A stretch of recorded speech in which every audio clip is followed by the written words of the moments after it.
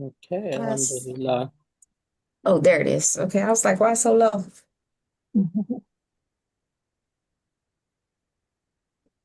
Apologize for my tardiness. I was chasing Santa Claus around the office. Okay, you are now live.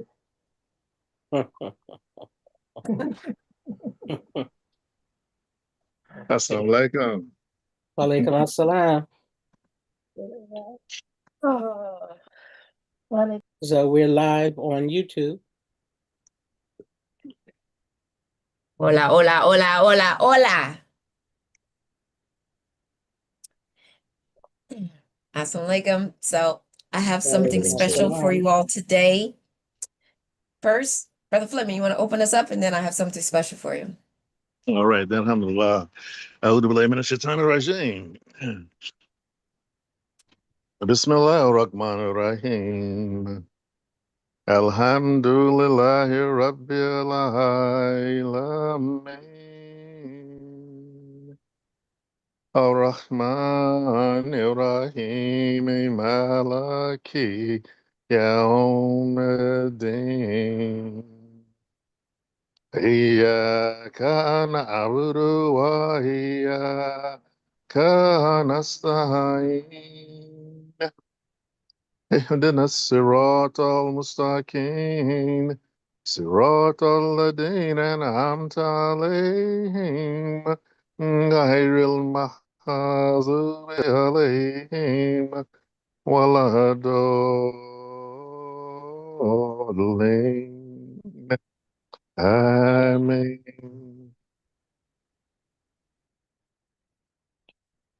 Mm. Ah. Assalamu alaikum. There we are, there we are, there we are, there we are, there we are. It is the 29th of December of Gregorian calendar year 2025. How we doing? How you is?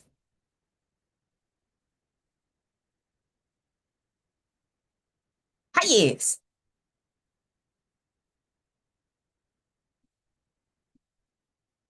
Everybody's on mute. All right. And the old cliche, we're doing fine as grapevine on the wine. Even better than that, alhamdulillah. Where's Sister Amatullah? Where you at? I'm here. Alhamdulillah.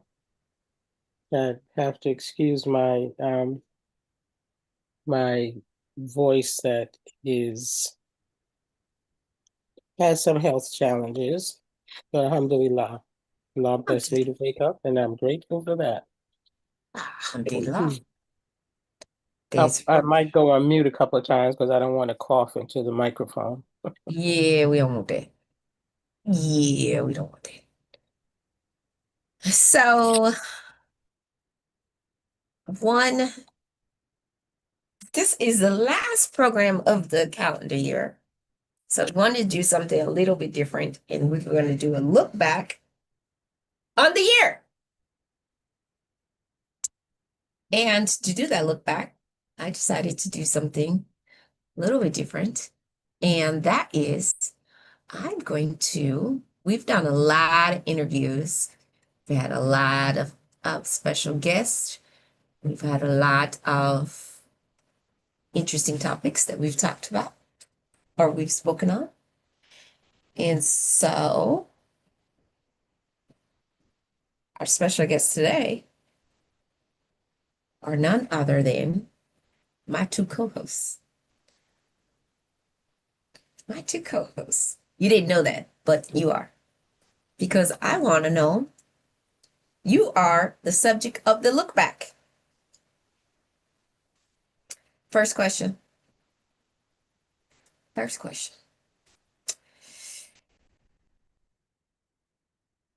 Before we get to the look back, tell me about your weekend. We always do this first. One thing. One thing that's got your Tims are timid, and your hijab are either a jabbing or a popping. What you got? The Tims are even, but they're either floating or it's pinching that little bit toe. What you got for us? One or the other. What you got? What you got? What you got? What you got?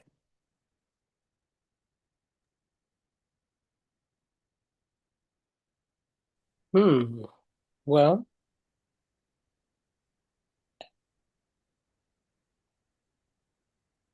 um,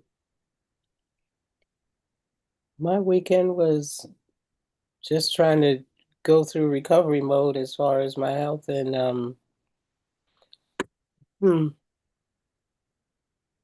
so I guess coughing all weekend was coughing and nodding off to sleep were the highlights of my weekend. I wasn't bothered by, oh, I tell you one thing I'm bothered by is all of these text messages I get for these um, politicians trying to get, just give one more dollar, just give $5. Can you give $25? And so, just deleting all of those texts is quite annoying. And I realize that you really need the financial base to promote the candidates that you need. The unless I really know of the person, I just was not in the mood this weekend to go and try and research them, see what their campaign is about. And I think that's what everyone should do before you make any kind of political contribution. Know the candidate, know what they stand for, and try and pierce behind that campaign speech and chatter. And, 2026, we'll probably be talking more about this because of the midterms. But yeah, what was pinching my toes was the all of the flood of texts from all over the country for these political candidates. Yeah, I'm going to second that one. I'm going to second that one.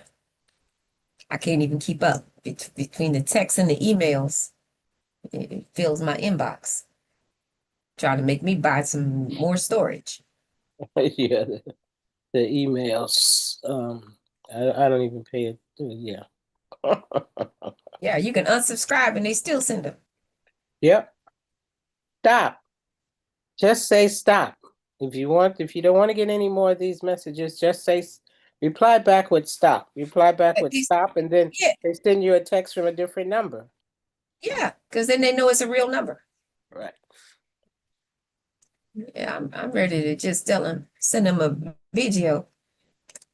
I ain't got no money. I ain't got no money. I ain't got no money.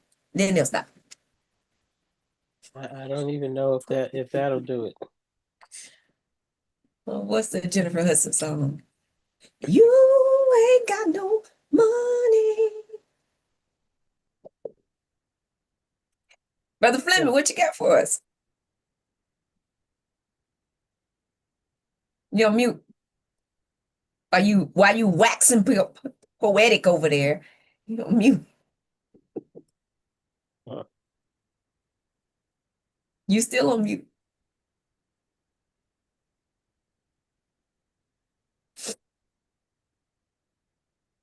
Well, he's vacationing down in Florida, so maybe he doesn't have the right equipment with him.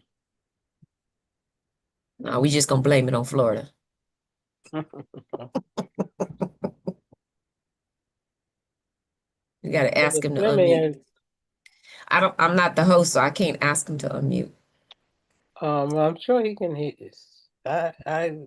Okay, I clicked on ask to unmute, but it doesn't seem to be doing too much. No, uh-oh. Do it one more time. Can you hear me now? We can hear you. Yes. Can you hear me Oh, now? all right. Can you hear me Alhamdulillah. now? Can you hear me now? Yes, I was saying what annoys me most about all these $5 requests is always an emergency deadline. If I just get this amount of money by tonight, midnight, I'll reach my goal. That's not, if you waited to text me to reach your goal, you're in serious trouble. I don't know what anything about you, etc. But that soul kind of applied to me just ignores me, to the nth degree. Um, but over the last few days, I have to admit that Allah's blessed us. This is usually a lot of time we go down to what's called Emerald Island in North Carolina, and the whole family gets together and we spend a week down there eating, black, well, red snapper sometimes and grits in the morning and just enjoying each other's company. This year, the whole gang decided to come to my house,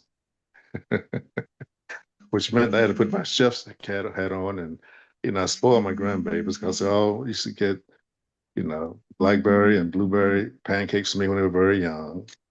And of course, they love the potatoes and onion combination I used to fix. So I was busy cooking the last few days and, flipping pancakes and the whole nine yards. But just grateful to Allah that I was able to see all of them at one time under one roof. That was a tremendous blessing. So I thank Allah for that. What annoyed me also was the lack of coverage of the bombing in Nigeria. Uh, can you still hear me okay? Mhm. Okay. Yes. Yeah, yeah. Some of you know that I spent about 6 weeks in Benin and Togo, and parts of West Africa. Didn't get down to Nigeria, but a lot of my friends work for Chase Manhattan Bank in Lagos.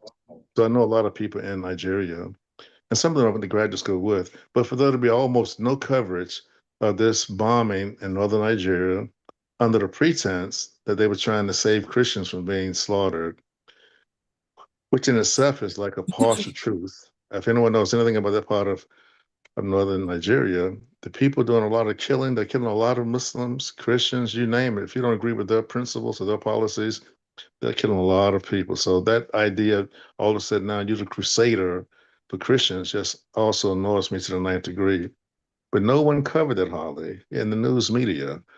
So some, us and me, formats like this and platforms like this should bring that to the attention of the public.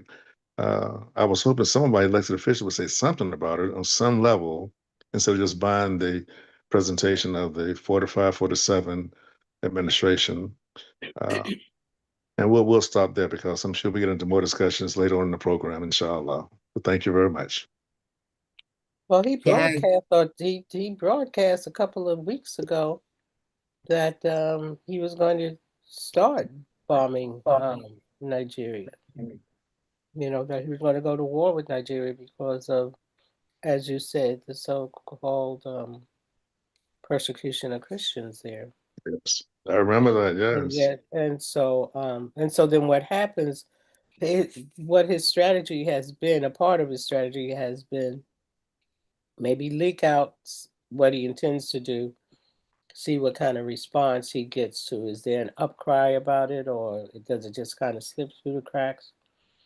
But he knows that with so much of the focus being on these Epstein files, that he can then go ahead and do the crazy stuff that he wants to do.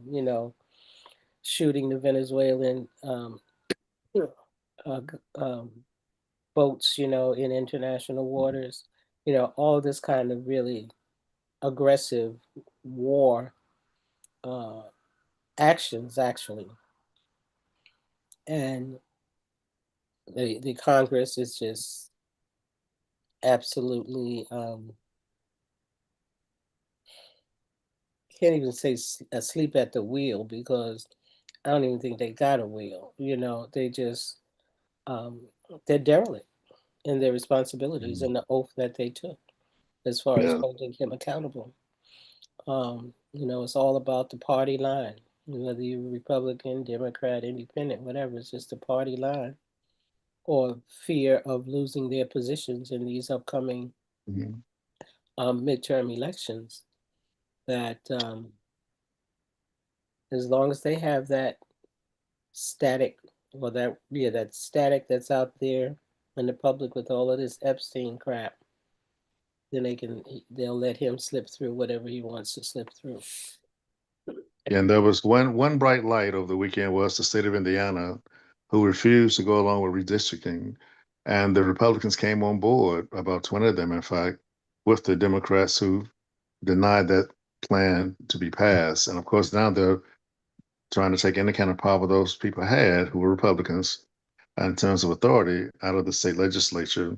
But they did stand up, and that's the only state thus far that has been able to do that, to resist having a whole state redistrict like that. But when you think about it, I'm old enough to remember the blockade of Cuba, back in the day, because it was Yeah. perceived as a threat of missiles being there pointed toward America.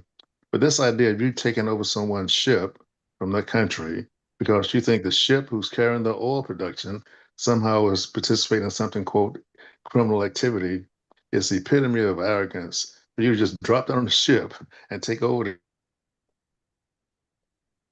the kind of thing. So that's another element of this insanity going forward too.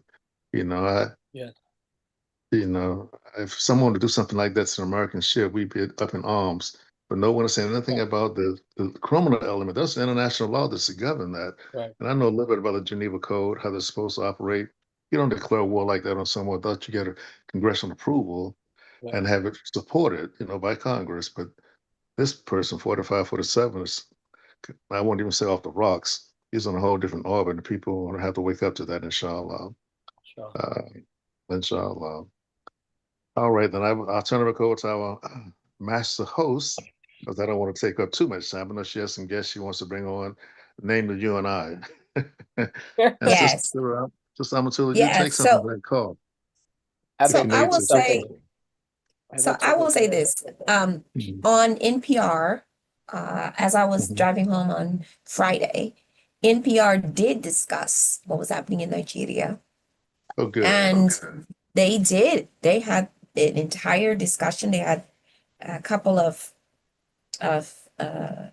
international journalists on who were discussing Mhm, the fact that it was mostly Muslim who were being targeted, and mhm. this was not that it was propaganda, Yes. that this was about Christians, and that the people who were perpetrating the atrocities don't like anybody, and Right. and that they were a factionist Muslim regime who were uh, as you just put it, if you don't follow their sectarian thoughts, they were killing everyone, and they were taking, raping women and children, and taking people or disappearing them, so to speak. And this has been going on for Mhm. quite some time. So Oh, yeah. but it was also, one of the speakers said that this was also being posited as a distraction from some of the other things that the administration is doing. Yes. Yes. Well, I think And so that, So, administration is, I think they're concerned because we see what some people are calling a renaissance or an awakening of many of the countries on the continent as far as cutting ties with colonial powers and becoming more self-reliant, inspired by the actions of Ibrahim Traore in Burkina Faso. And so, Mhm. as I I think Mali and Niger, either Mali and Ghana, one of the two, they recently joined on to the coalition states that are really taking these moves to take back these hmm, horrible commercial arrangements with European countries that really disadvantage the, the African countries and keep them under the chains of tremendous debt through the IMF, and the central banks in Europe. And so Africa is putting a pressure on European countries and America, because of our interests.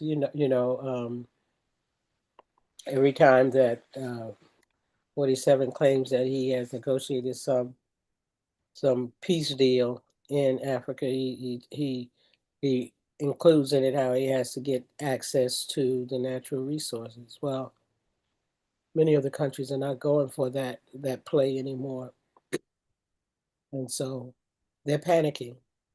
They're panicking. That's all I'll All say. right, so let's get into it. Let's get into your interviews. Just so you know, audience, whether you're here or you're listening in now or you're listening later, this is a sneak peek into 2026 and our upcoming anniversary next month. Mhm. Do you know which one? I'm almost tempted to say 3, but I could be wrong. Come on now, you both of you been married for a long time. You know that you need to know the number. Well, I'm trying to go back and consider the Blog Talk radio time plus Mm-hmm, this mm-hmm, mm-hmm, mm-hmm. Come on, come on, come on, come on. Mm. When did we debut the show? Come on. Come on. can't really be 4 years, can it? Because wasn't it 2022? When was it? Mm. I believe it was 2022 when I think about it. I don't know. You Do have you know the you have day? an idea? I've been having so Do you know much the fun. day? I haven't been keeping up with it. Oh, do I I have the know. date? I know.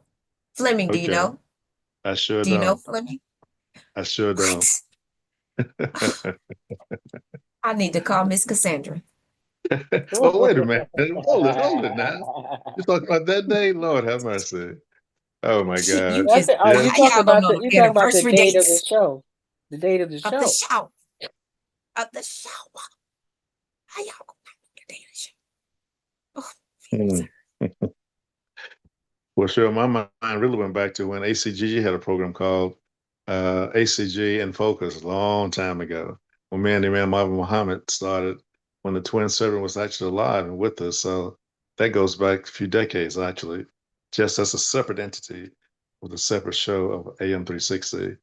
And I'm talking about 15 years, actually. But I know we have not been around that long. I'm going to give a shot at it and say 5 years.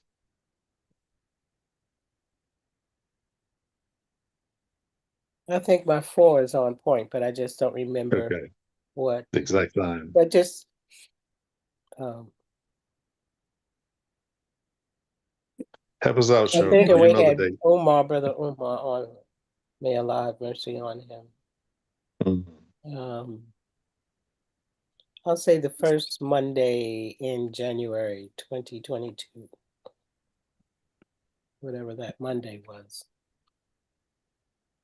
do you remember the topic? Hmm.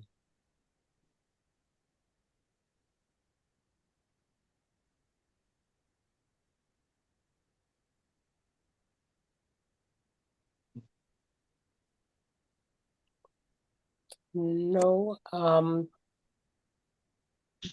I can't say that I do. It, Umar was on, so it probably had something to do with community organizing and it something like wasn't that. Umar, I'll tell you that. Umar was not on. I was hosting, I hosted the first actually couple of shows, and it was so there. I'll start there. First couple of shows Okay. on Zoom or all It together. wasn't Zoom, it was on Blog Talk. The Black Salt. Yeah. Mm. Okay. And the But why don't very you? first show. Okay, why don't you just go ahead and cut the suspense? The very first show, if you recall, was MLK Day. Wow. And we that Monday, and we brought Wow. on You now, am I helping your memory? Not mine. Fleming, maybe yours. I'm afraid I don't remember. Blame it to my head, not to my heart. I just don't And I remember. brought on three women. I brought on the young woman from uh,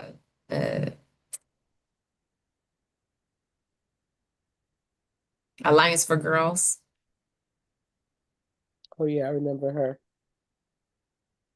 That she takes I them brought on on trips. She takes them on trips. yes, and she was still a grad student at UC Berkeley. And I brought on Miss Renee for Cinnamon Girls, Yes. I remember her. Yes. Miss Rhea, Dr. Rhea Settles, Yeah. and That I believe it was civility. Rhea settles in civility. yes, Civility Zone. And we had a discussion on all of the different things they were working on. And I believe Aziz came on for a few minutes, Aziz Akhbari. And then we followed that a couple weeks later we had on the young elected officials later that month. Come on. But the next show, but we one of you ended up we had Umar on. He was on the follow-up show. I think he was on the second show. Sister Amatullah. No, the Yeah. third show. Third show. Second show was Brother Fleming. But the Okay. very first show was MLK. Hmm. How could we forget And that? it's coming up. That anniversary is coming up next month. This is why Yes. I mentioned it. Yes. You know what? When you mentioned MLK on Study Al-Islam yesterday, Imam Fahim shared some information that I haven't heard too many people talk about.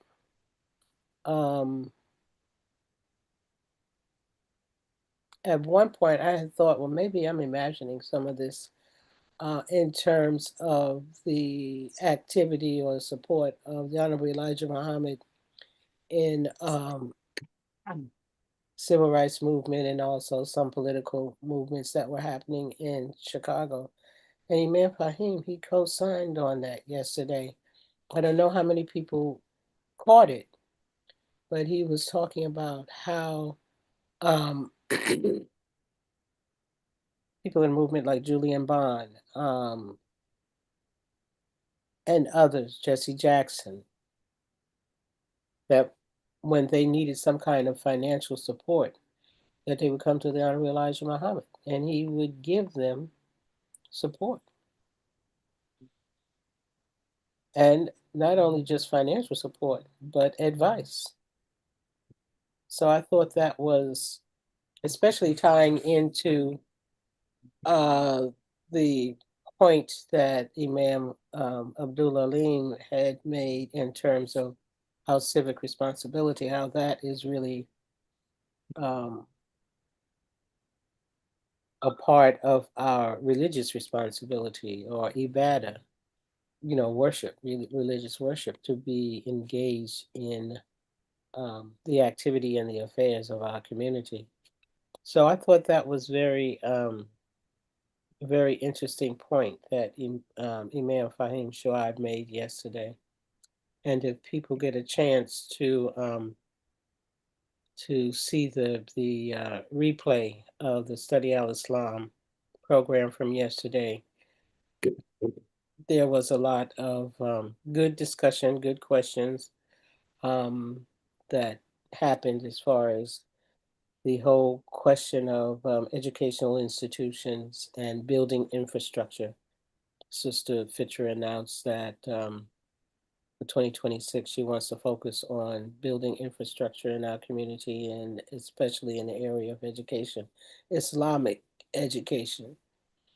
So it looks like 2026, we're going to be dealing with at least two of the four birds. And I know that there are other programs on AM360 um, that deal with the economic arm of it, um, and also the cultural arm. So 2026, inshallah, through our programming here on AM360, will hopefully inspire and move us forward, push the line forward, inshallah. So, Yeah, I have a picture of the Honorable Elijah Muhammad and Dr. King together at his home. This is years ago. That photo was at one point somewhat popular, and then I think Imam Muhammad made the mention that some people were trying to downplay that because they didn't want it to be known publicly. He didn't only just support Dr. King, he actually financed the college education of Julian Bond, Right, SCLC, SNCC, all those organizations who had an interest in Black nationalism, as we called it then, would come to his house for right, assistance. And he was known, you know, in my time when I was in Chicago, they called him the father of the Black movements, period. No mm, matter what area you were in, from political engagement, even culturally too. Uh, I don't know if you paid attention to James Brown's "I'm Black and I'm Proud," but a lot of those lyrics came out of the Honorable Elijah Muhammad's focus on us doing something for self yeah, and that being was proud good. of yourself, et cetera. So he was a powerful influencer on our culture, way beyond the confines of, you know, a community called then the Nation of Islam, but went way beyond that. In fact, Imam Muhammad said when he was in Philadelphia, when the FBI knocked on his door and told him, you know, we have a record of your father giving checks to people who are Christians. And Imam Muhammad says, yes, I remember that. I know my father was doing that. And I remember being at the table in the house and he make checks out to different organizations. And some of them are Christian organizations. But we'll stop there because I'm sure we have other interesting questions from our key host today. And I reserve my yes. comments for her. Okay, I have a couple questions for you. So, Yeah. looking back, here's a question. What is it'd be easy to ask you your favorite episode, but I don't want to ask you that. But I do want to ask you this. What is something about the show or a guest that inspires you?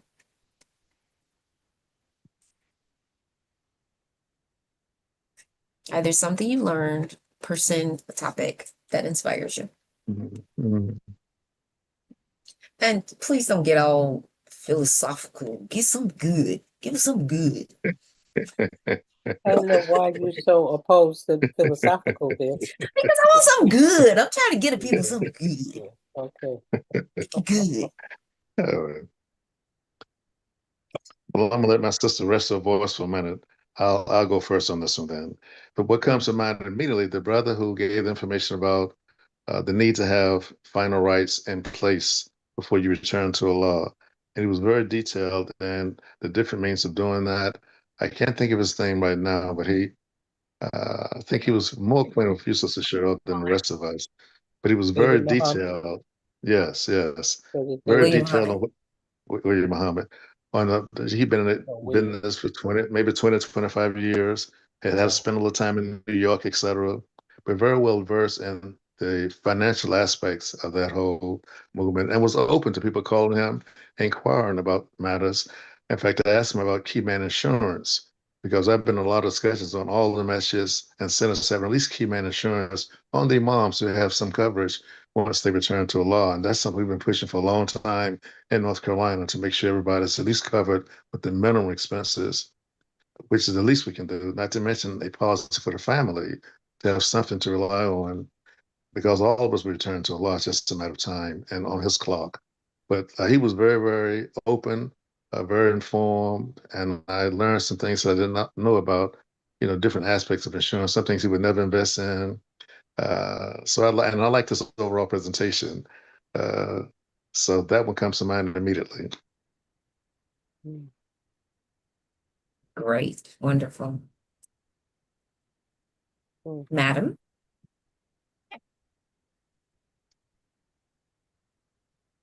I would say one that inspired me was when Brother George Caldoun was on, and he talked about his experience working with Jeffrey Kennedy with the Harlem Children's Zone. Um, And I'll probably go back and look at that again as we focus on infrastructure.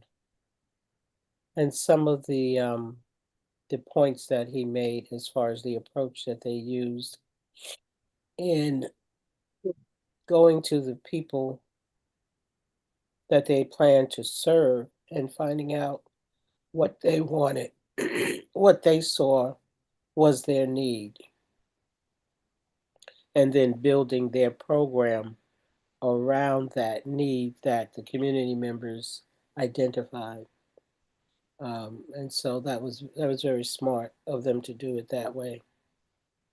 And then also the financial component of their board, having people of means on their board, because money attracts money. So, and we do have Muslims of means in our association. We just got to get them to open up those vest pockets for education and other institutions in our community. Yeah, we had the brother that started that children's zone to speak in Winston-Salem at Novant Health Center some years ago. He had just stepped down from the director then, but he was sharing how they created those zones by going door to door and getting the direct input from the community before they even started the very first school. But that idea of having zones has somewhat been adopted by a lot of school districts now, that they have access to a whole zone for the K through 12 education experience. But it was well thought out, and it primarily benefited, the Harlem community, which was in itself a big challenge. I worked in Toledo, Ohio. I've been in New York doing some little work there. But in terms of education, most of my work happened when I was going to doctoral school at Bowling Green State University. So a lot of those poor districts in Toledo were benefiting from what he was doing, even in New York, trying to copy what he was trying to do. But the key was community engagement. So you don't have a problem with people not showing up for a PTA meeting or having a PTA meeting and one person shows up because they have no interest. So they're disconnected with what's happening in school settings in many cases, unfortunately. Not to mention the financial lack in some schools. Some schools have all kind of money with $25,000 in a PTA fund. Others don't have $100. That kind of variance within one school system, as you will. Right. And then also, since we're talking about, seems like it's going towards education, um, Hank Roberts, I know we've had him on this year and we had him on the previous years, but each time that he has um, been a guest, I think that he's always shared quite a bit of valuable information for parents in terms of knowing their rights and equipping them to be better advocates for their children and the services that their children receive from the school district that they might be in, from their local committees for the school that their student might be in. And so I found that I think that for any parent of a K through 12 student, that would be valuable information for them.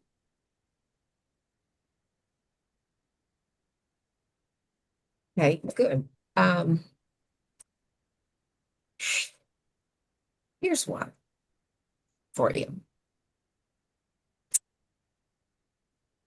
And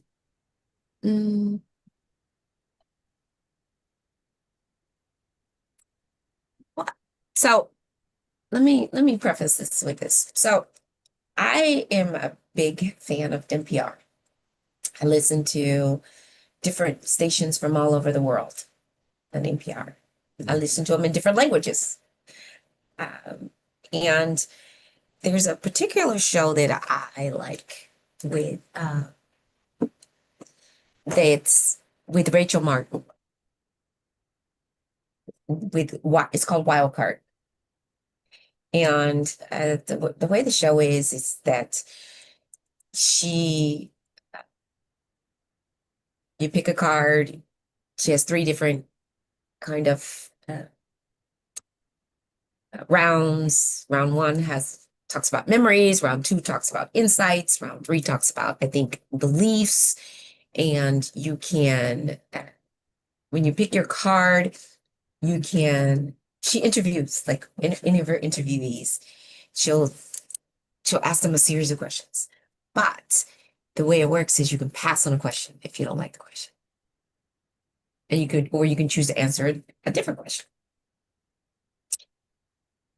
Or you can flip the question and ask the interviewer the question if you don't want to answer the question.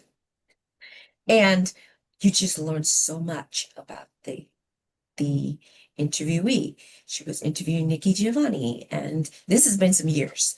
LeVar Burton, and Friday I was listening to her interview Malala Yousafzai, which was, we're used to seeing this young girl and this teenager, and now, grown married woman. And so I was thinking about this, and I was thinking, I have some questions that I would like to know about my co-host. So here we go.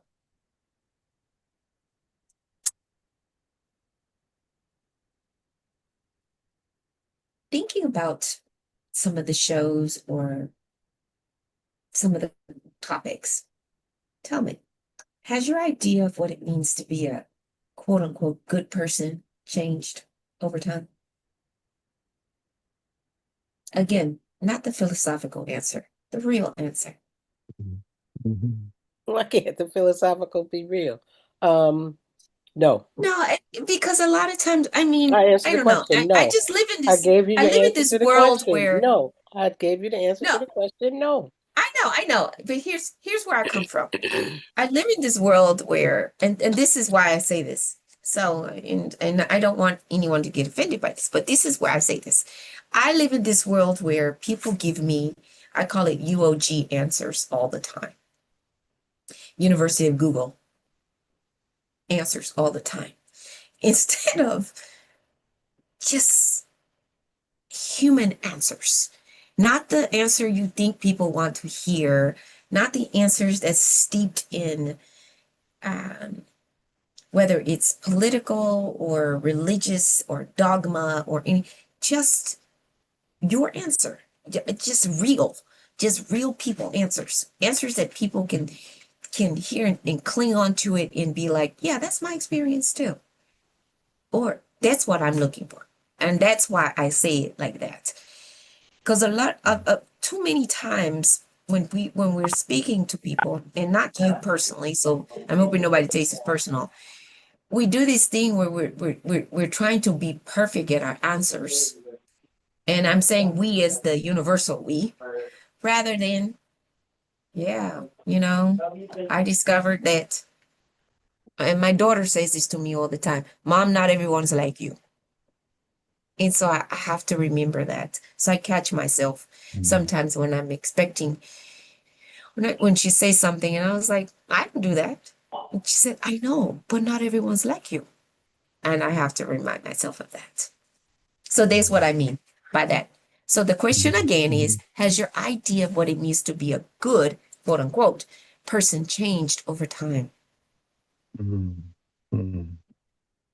Oh, I thought you framed it changed because of our programming. Just, I mean, it could be because of the programming, but I just want to know, it doesn't have to be because of the program, but it could be. Don't know. I'm leaving that open for you. Well, then I'll change mine to yes. Because every Friday as we read Surah Kaf, and this is my real world answer from the Year of the Quran Halakha group at Masjid al-Warathin. The story of Al-Qaeda and his actions would make you question, would a good person do that? So I would have to say yes. Yes. Yeah, I would have to say yes. And mine would be from a different perspective because I've been around students for a big part of my career. And I learned early on that if you have an active ear of listening, you can learn a whole lot.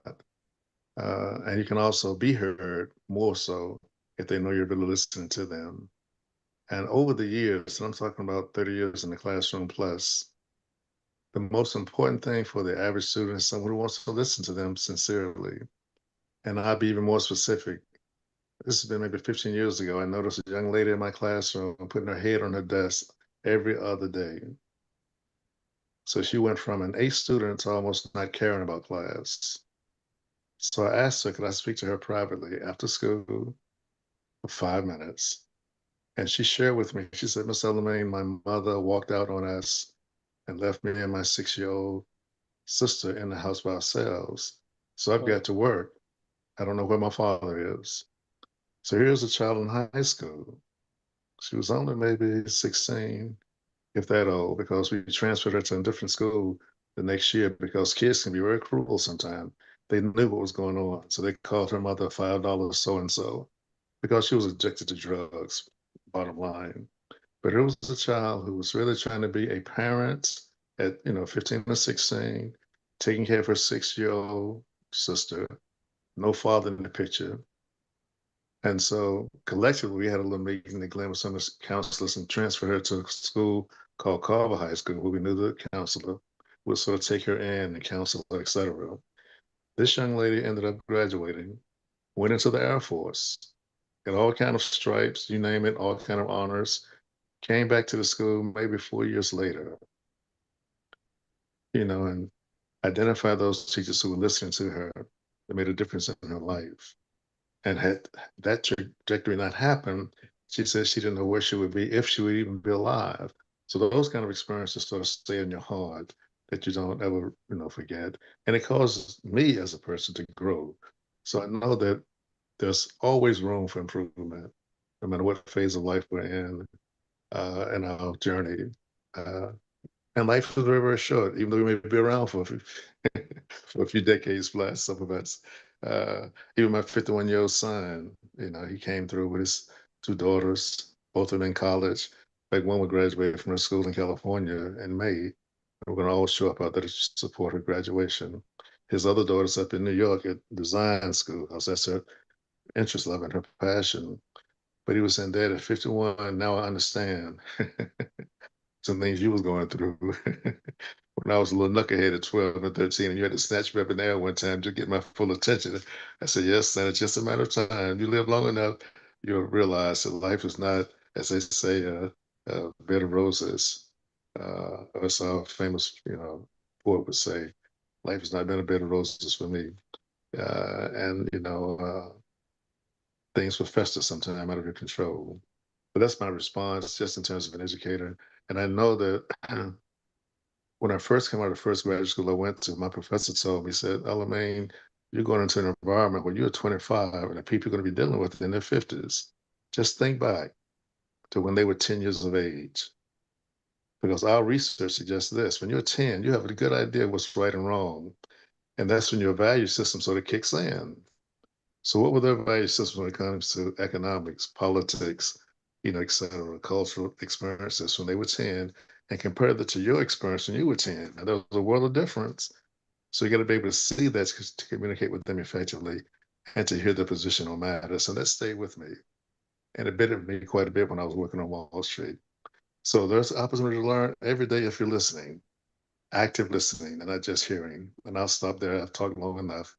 My 30 seconds are up. So I'm glad you said that in part, because what I was going to say to you is that, and then I'm going to ask this next question, and I see your hands, so just be patient. Hold on just a moment. I was hoping one of you would say something about students or education, and then also about the social realm. The thing with being good, quote unquote good, when I was growing up, being good, being a good person, being a good girl, right, was following the rules. It's being polite. It's being uh wearing the right clothes, not climbing that tree, no matter that dress. I was gonna do it anyway. So make sure I had some some bloomers, the shorts on under my dress, was sitting properly in church, in school, but getting good grades, having all A's, being a great student, because they defined you, right? Reflecting good on your parents was being good, but especially following the rules. The last part of what you said, Fleming. Mm. But as I've gotten older, if the rules don't, if the rules cause harm, if the rules are denigrative, if the rules are dehumanizing, being good means challenging those rules. Being a good person means that you stand up to the forces that are harming. So over time, the definition of good for me has changed to mean you challenge those harmful things rather than accept them because you are in your place. You are being told to stay in your place. I see we have a couple hands. So I want to say something to you right now. I'm going to let you speak, but I do want to make sure you keep it very, very brief because I want to finish my interview with the two co-hosts because still have a number of questions for them. Okay. Phone number ending 7888. You're up. Go ahead. You're me. That's Brother Bilal. Unmute yourself, Brother Bilal. Last four digits are 7888. Okay. Okay. There I'm you ready. go. You're Yeah, unmuted now. yeah. I see good now, in the sense that I don't really have no desire in my soul to really do it and do some harm to somebody else.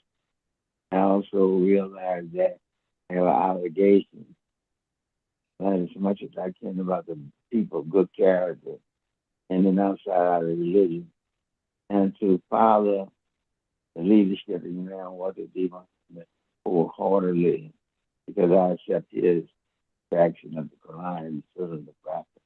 So that's what I think, good and making making money and being able to take care of a family better, be a bit more charitable and the different things like that. And just learning the value of the great Muslims that we have, the great people we have nowadays, and doing my best to live that life, be comfortable with it. Just fight against the crazy thoughts, that come in that want to take us off the course. That's where I look at good there. I'm like, Gracias. Sir, Mr. Senior Hameen.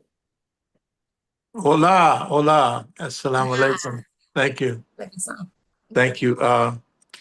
My view is that just like success has, success, they say many ways, success leaves breadcrumbs, there's a pattern, to being a good person.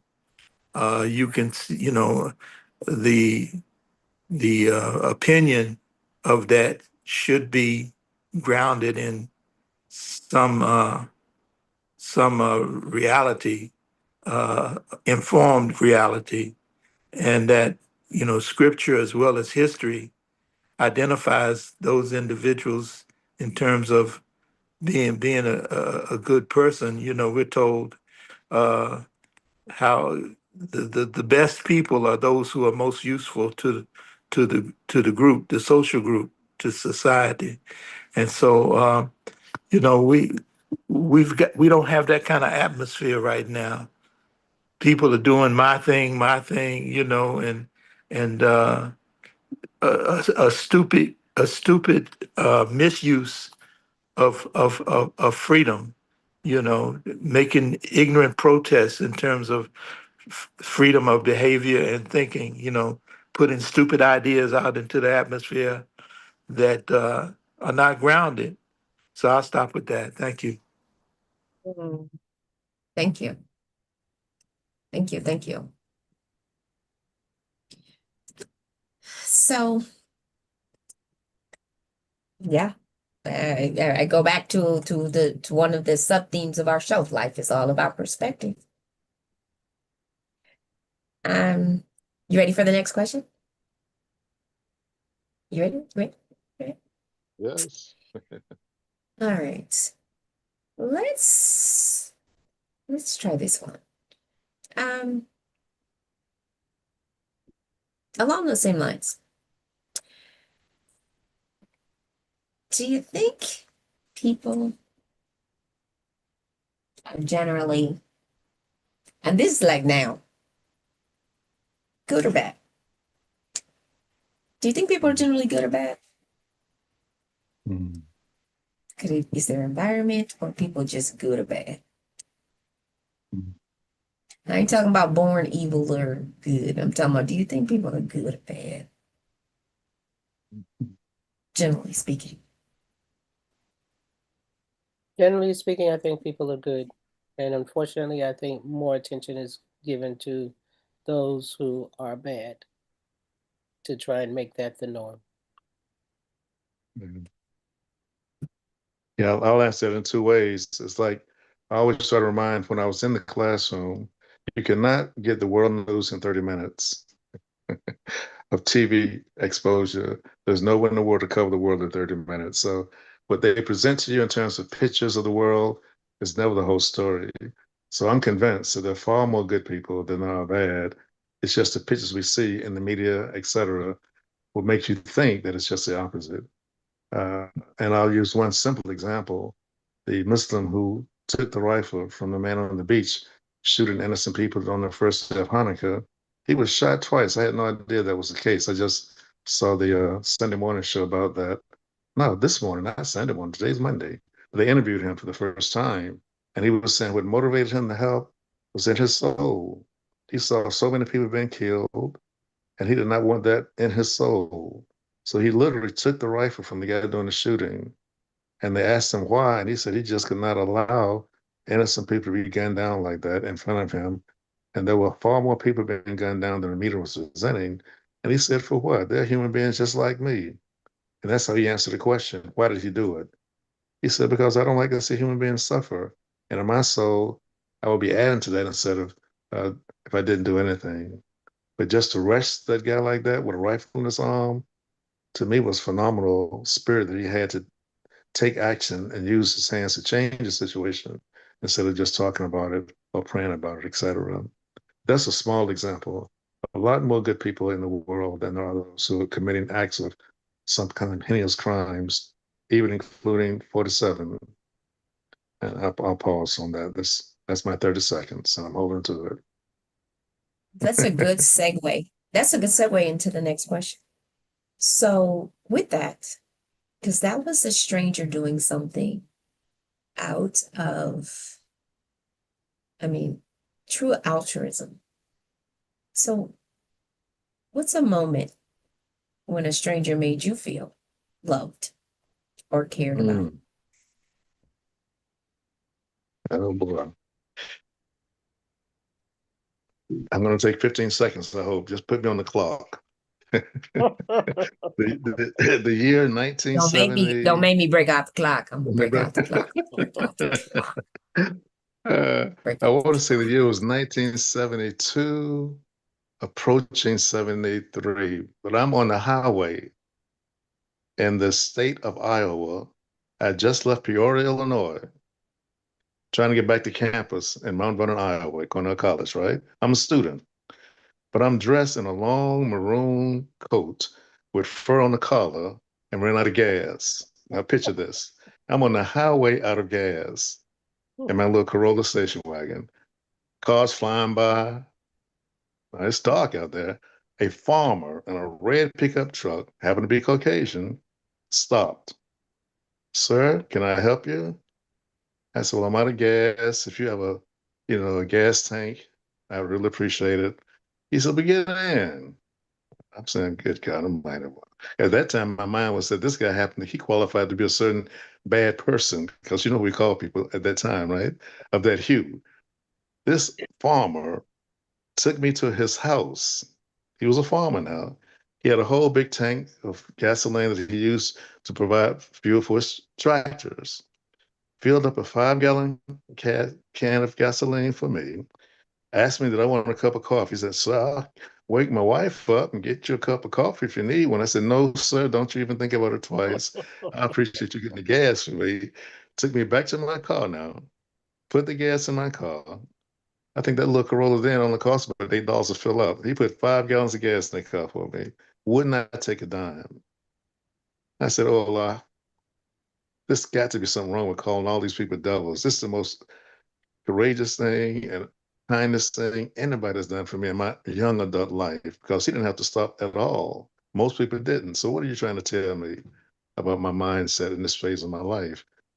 That stayed with me even to this day.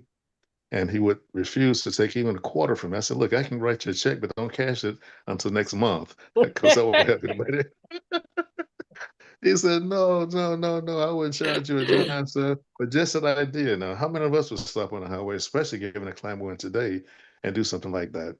So that began to change my thinking about calling everybody with one brush of being people that, was controlled by Satan. That stayed with me. I'll never forget that, inshallah. That's my 13 seconds. Was it 13 or 14? Who was keeping time? 47. Okay, all right. All right. All right, sister, what's up? You on the clock? Hmm. Well, maybe about in July or August. Maybe it was August. You know how you get these premonitions of something's going to happen. So I was waiting in the car for my daughter to come out of a restaurant. And I said, I'll go over there to the ATM and get some cash out. I said, no, just wait in the car. So then I said, no, go ahead and we'll save time. Get out the car. And by the time I got out the car, she was like, well, where are you going? And I told her, she said, okay. So we just walking across the street. So we have to walk parallel to the traffic and then cross the traffic to get to this ATM. And as I'm going across the street to get to the ATM, the thought came into my mind, watch where you're stepping because you're going to fall. Exact words. So and when we get to, I was careful to get to the curb and step up. And the street was, all of these beautiful trees that they have on the sidewalk. The urban planners at the time, they didn't allow for the roots of these trees is going to tear up the concrete of the sidewalk and you're going to have unequal. Anyway, phone rang for my daughter. She's on the phone. I'm trying to walk behind her and I'm like, you're going to fall, you're going to fall. And bam, I fell. Right, right.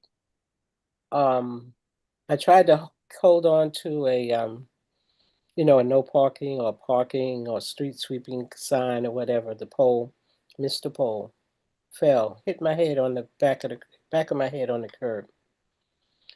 Glasses flew off. I'm sitting in a parking space at this point.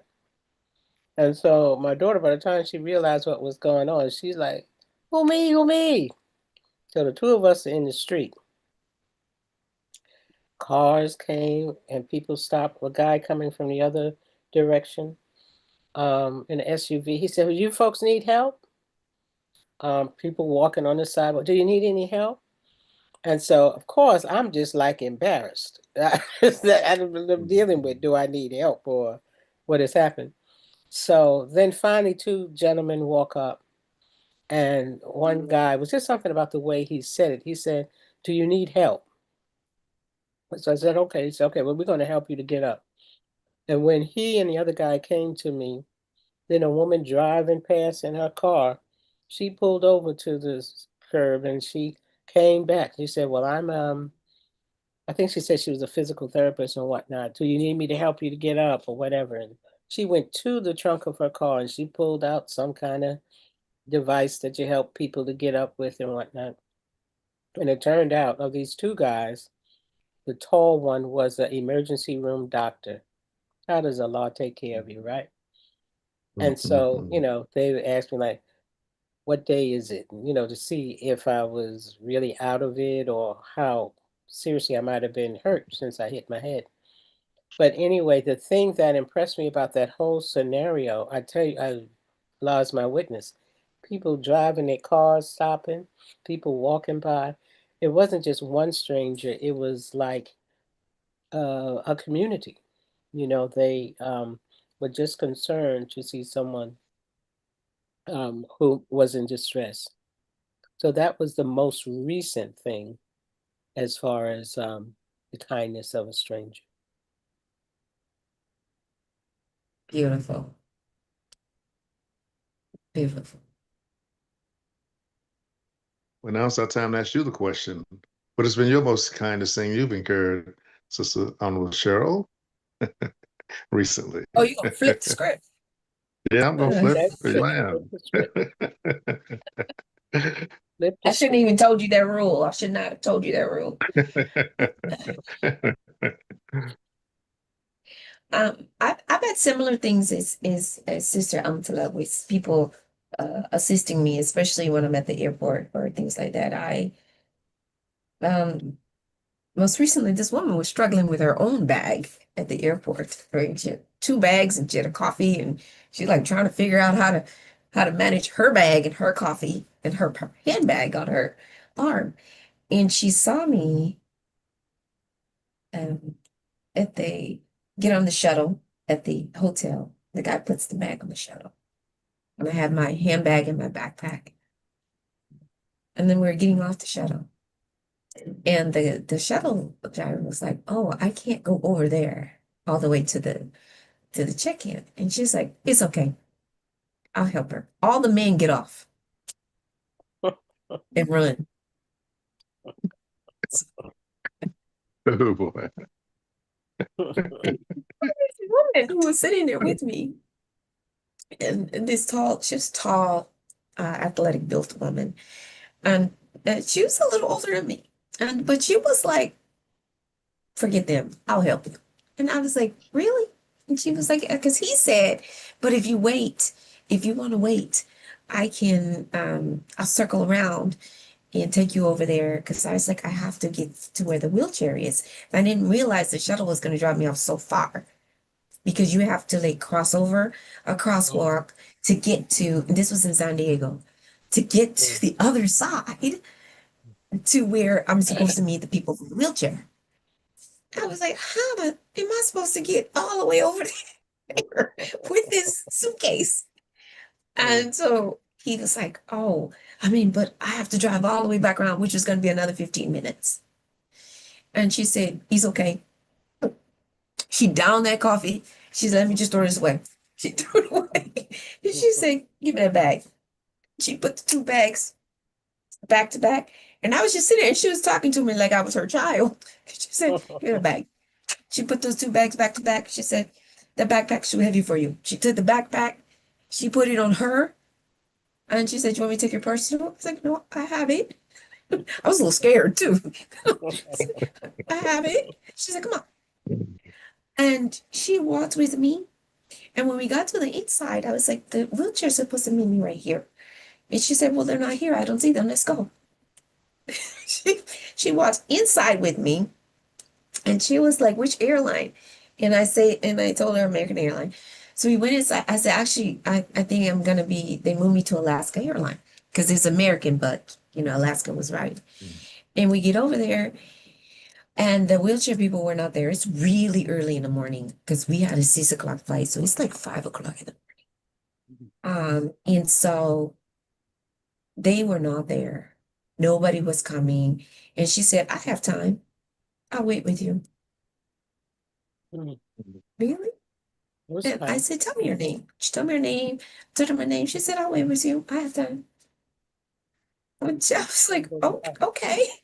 So she waited there with me until, and I was flying Premier first class. So I didn't have to wait in the long line because there was a line. And then I waited.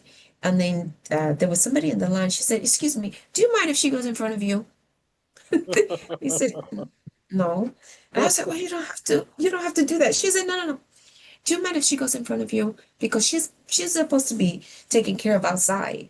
And they were like, no. And so and then the people came to the front. There was a guy arguing about his business flight or whatever. And then the people came to the front. They had me waiting. He said, let me call the wheelchair. Meanwhile, the clock is ticking for them to take my bag so that I can get on the flight.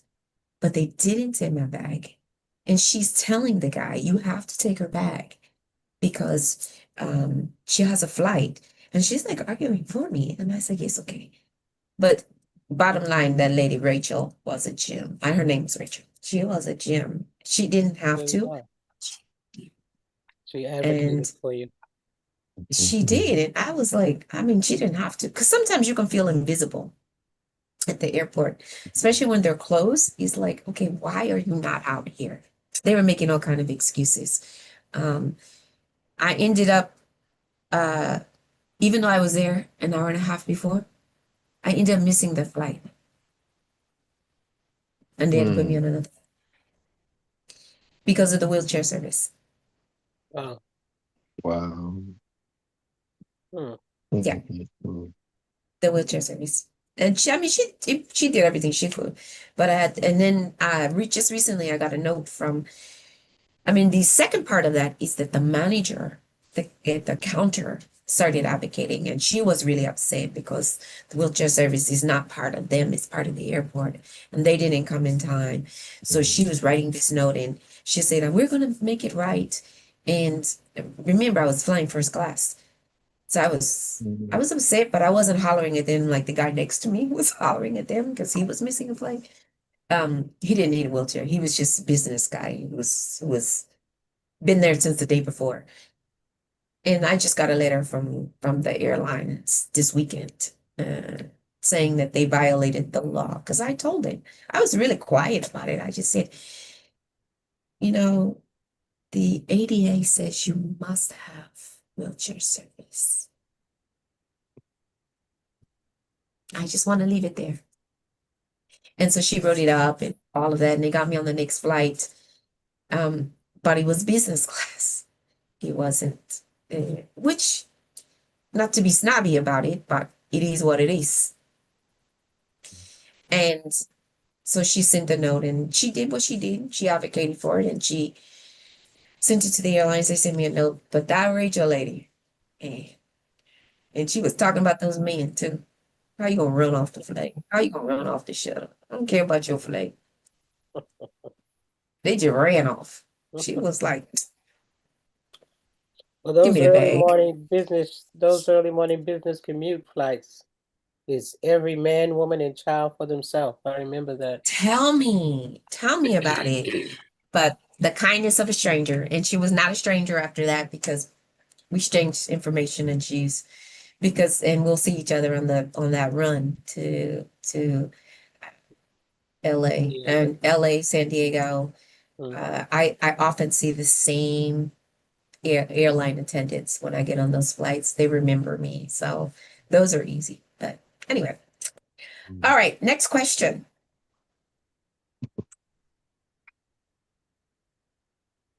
Let's see. Let's pick a different category. Let me pick a different one. I have a lot of questions. I've been writing these. I was staying up yesterday writing these. We are in this moment of, this is that season of gratitude and remembrance and restoration and all of that. But let's start with a memory. When's the first time you remember feeling proud of yourself?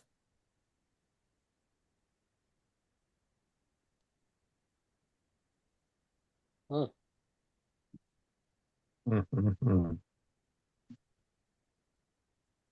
The first time. Oh, He had all the well, you know, I the will country say, heads, Mar-a-Lago. These hands are gonna start flying up. hmm, I'll say when I was in Kennedy Center in probably the fifth or the sixth grade in the band that we had and um, playing a piece. We had our first little concert. What instrument? mm. Um, I played quite a few. I played I think the first concert I was playing the clarinet, and then I switched over to trumpet and French horn. Nice, Mm. brother. I like these because I got a few more. We're gonna do these rapid. What you got, brother? All right then. Well, mine would have to be when I was in the ninth grade. I was part of the speech and debate team of my high school, and we went to Wake Forest University to compete in what was called the Wake Forest Sweepstake Festival, speech and debate, against about 40 other high schools in the state of North Carolina. And we beat all of them. We came in first, won the sweepstakes. There was only seven of us, but under the guidance of Miss Flannery Anderson, we were the champions. 1969 and 1970 repeated as the state of North Carolina Speech and Sweepstake Festival winners. That was a monumental event when I was in the ninth and 10th grade in high school. Alhamdulillah, Allah Akbar. Yeah, Oh, wow. Great debaters, huh? Great Big debaters. Joe's movie was about you. Okay. Well, How about You this do one? kind of look like the little guy that they had in that movie. Yeah. uh-oh. With the round face. Okay. Yes, How about okay. this one? But How you know who about became, don't you? Okay, I'm sorry. Who he it's became? okay? Yes, Who yes. did he become? He he Who? became the leader of oh boy, real feisty fella. It wasn't Snake, it wasn't, those groups. It was more of an action-oriented group that he became the leader of eventually in life. It's gonna come to me in a minute. I'm having a moment. But he was a president for a long time. Really? Mm, mm. Urban I League? almost called his name. No, no, it wasn't. It wasn't a traditional civil rights organization. It was one somewhat on the outskirts, but very effective in going to register people to vote. Oh, Oh boy, oh boy, oh boy. It'll come okay. to me. When it comes, I'll remind myself and you. But he does become a very important civil rights leader in time from the basic training that he got during those early years of his life. Okay, I'm sorry. We Was It's continue. it okay. James What's up? Foreman? James James Foreman, Foreman? thank you very Yeah. much. Yes, yes, yes. Thank you, sis. Helping your brother out there. Say with their hand up. I think that's Sister Martha. No, maybe not. Oh no, No, it's this not. That's Brother Bilal is that again. Brother Bilal? Yeah, Brother Bilal.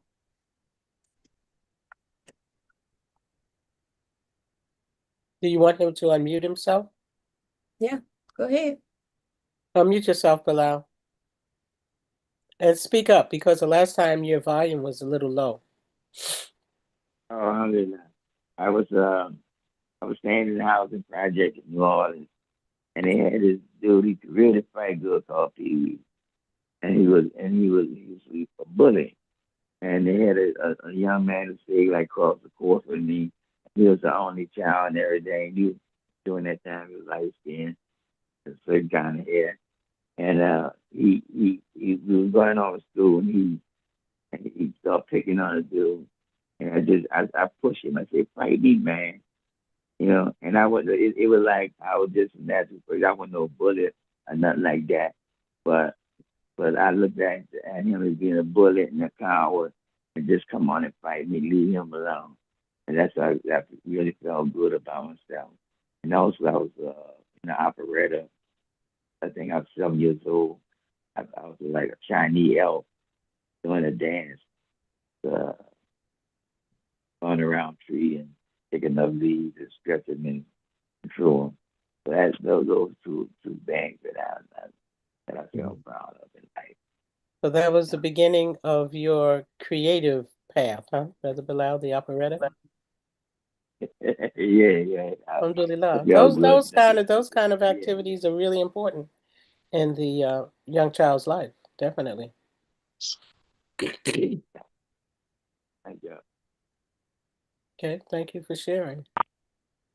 You Brother also Mike. have Michael Hameen. I don't know if you wanted Hey, to. Brother Mike. Yes, thank you. When Brother Fleming mentioned James Foreman, the quote that he gave, he was questioned by some journalists about the civil rights movement and what happened to it. You know, he said, when the doors of opportunity opened up for us, we did not have a plan to walk through. And that has always stuck with me since the time I heard him say that, that the problematic issue that we have is being properly organized to garner success and to protect our success. Yes, Thank you. it's like wealth. You can Yes. you can earn it, but the tougher job is to hold on to it. Yes. Yes, ma'am. Mm-hmm. All right, here's another one. Who is someone who played an important role in your life, but you haven't communicated with them in years? I see you, Sister Martha. Give me 1 second. Years.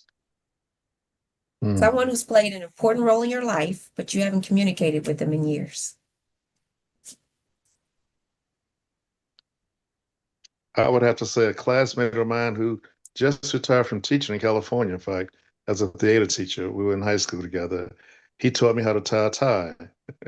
Literally. I didn't know how to tie a tie. Louis Jean Tucker. He's very much involved in theater in the California area even today. I think he just retired last year.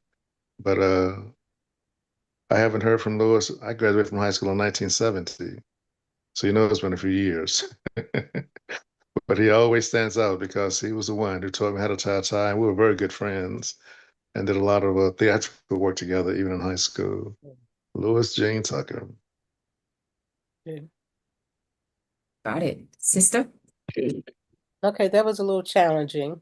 Um, in the last year or two, I've tried to mend some fences and go back and get back in touch with people. I'm terrible about that. I'm thinking of people, but I don't necessarily reach out all the time when I should. But I will say it for me, it is for his nickname is Cappy. We used to call him Cappy, Cappy Sims or Edward Sims. And he was the first person that challenged me as a little Catholic school girl, challenged what I believed in. And he showed me this book by I think the photojournalist was Ernest Cole, and the book was House of Bondage that dealt with the situation in South Africa. And so he started me and my best friends on this uh, ad, adv- advocate activist role. And years later, he ended. Well, I came into the nation first, and years later, he came into the nation. And the last time that I saw him was at a Ramadan session in Detroit, I believe. So he was a good big brother. Mhm. Sister Martha, go ahead. Yes, my background may not allow me to speak without being heard in the background. So I put in the chat for the last question the other question. And this Mm-hmm. particular one, I'll say a young lady who passed away right after we graduated. But when we were in 10th grade, I had gone through an experience of being misunderstood about thinking that I was skipping school, the whole process to that. So my mother had my teachers sign me in and sign me out and make sure I was at school. And this young lady saw how depressed I was. She wrote us. She wrote my papers for me and did the footnotes and everything to turn it in order for me to maintain my honor roll Mhm. presence. So alhamdulillah, but she passed away soon after we graduated, after she had married. And I can never thank Allah enough for her. Um, but the other part, is it still in the chat? I don't want. Yeah, you said in 1976, I refused to work as a maid for my mother's client because he refused to pay me a comparable wage with another job I had been offered. He later let me know he respected me greatly for standing for respecting myself. That's something to be proud of. Definitely. Absolutely. All right, let's see. Um, all right. If you two things. So two-part question. I'm gonna ask you the first part, then I'll ask you the second part. What's the biggest sacrifice you've made? You've ever made? Oh boy. Boy.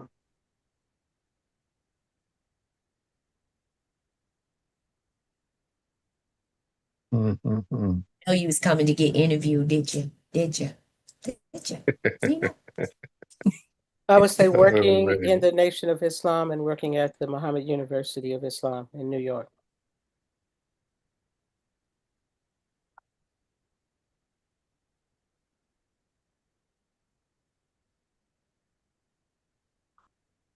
On you, Fleming. Okay, I'm thinking because I'm reflecting back on my days in Chicago, also working at Muhammad University of Islam from 1974 to 76. And my wife always reminds me, baby, we work for nothing. We just graduated from college. We can afford to work there for, I think we paid $125 a week, something like that, living in Chicago.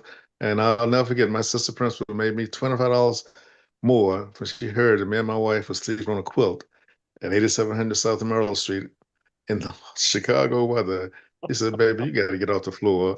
Come in, let me increase your salary by $25 to allow me to go out and I think we put it on layaway. Yes, we did. We put a bed on layaway.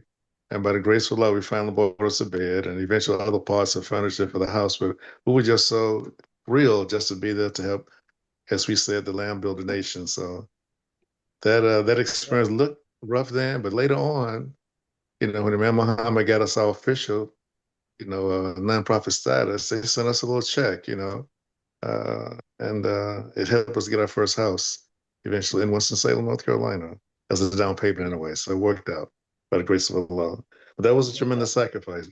Lord have mercy. I had to work two jobs. That's why I started working at Guaranty Bank and Trust Company. I told the boys in the morning, I said, my first son is on his way in December. I got to make some more money. So I work at the school in the morning, go work at the bank in the evening to get two pieces of a check to make one check at that time. So alhamdulillah. Well, listen, the director at the school in New York, he was bold enough to say, well, we're going to give you $9.50 for transportation. Whoa. Whoa. And we thank you A for day your or a service. month? A Yes, day Lord have mercy. or a month? Oh, that was a month. A whole month? That was for a month. Mm. And I would be sure to, well, I was at the temple Wednesday night and Friday night. And so I was living, I think at the time over on Central Park West. It's about 5 or 6 of us. And that's where I developed the skill of just walking because we would just walk one way. If we got up early enough, we'd walk to school. Or if we didn't stay real late, we'd walk home. And so that would be about a walk of about almost 30 blocks. Mm. Or either the brother lieutenant would get a brother to get, brother lieutenant, give these teachers a ride. Give these teachers a ride home, brother. So we learned to appreciate that. Yeah, that was a funny wow. conversation I had maybe about almost 10 years or so ago now with a student that I had at the school in Oakland, Claire Muhammad School in Oakland. And Allah has blessed her to really rise in education. Um, and her mother and I were sharing our things, because her mother had worked for the, I think she worked in the secretary's department in either Richmond or Vallejo or somewhere. And so we were just talking about, and then she had also left B of A to work at the school in Oakland later on, the Claire Muhammad School. And so we were just sharing of what those salaries look like when you decide to work for the community. And I think when I finally got to a paid status of maybe $100 a month or whatever, well, I thought I'd let people say you living in high cotton, you know. Oh yes. Oh And my so that's why I God. have to always thank my mother and my grandmother because they supported me through those years and they were scared stiff of me joining the nation at that time because, it was Mm.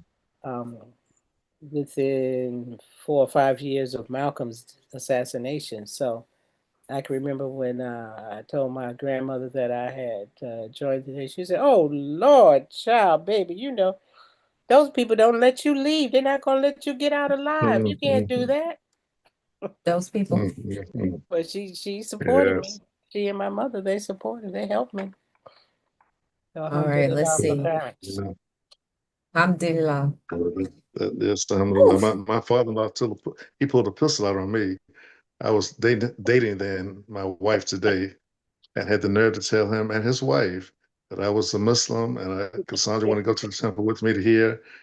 And they said I was taking their daughter to hell. I mean, literally.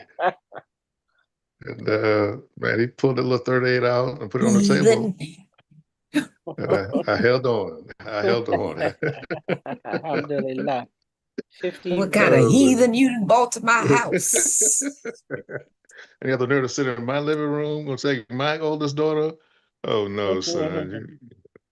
But alhamdulillah, Allah's blessed us to come on through. 52 years later, right? Yeah, Alhamdulillah. my family Alhamdulillah. was like, whatever if this road dog can find God anywhere, take her. Oh, alhamdulillah. I Oh ain't sat man. still ever, ever. Mm-hmm. Um, I have a different one. My biggest sacrifice was my children. If you talk to anybody I went to high school with, they're like, wait, you're a mother with children? Like actual human beings? Oh man. That's a big one. Wait, Oh my look, God. multiple? Mm. Like three of them? You birthed Mhm. them? I was like the least to ever be suspected to have children, ever. And I think the biggest sacrifice ever made was I left Silicon Valley and went to work in public sector, took a 60% pay cut, and so that I could be around my children as they were growing up for 14 years. Yep. And I'd do it again Yeah. if that was the Oh choice. yeah. I'd do it again. It was Mm. as I tell moms who have young children, I tell them, you don't get those years back. Yeah. You don't get those years back. Careers come and go, but your children, you do not get those years back.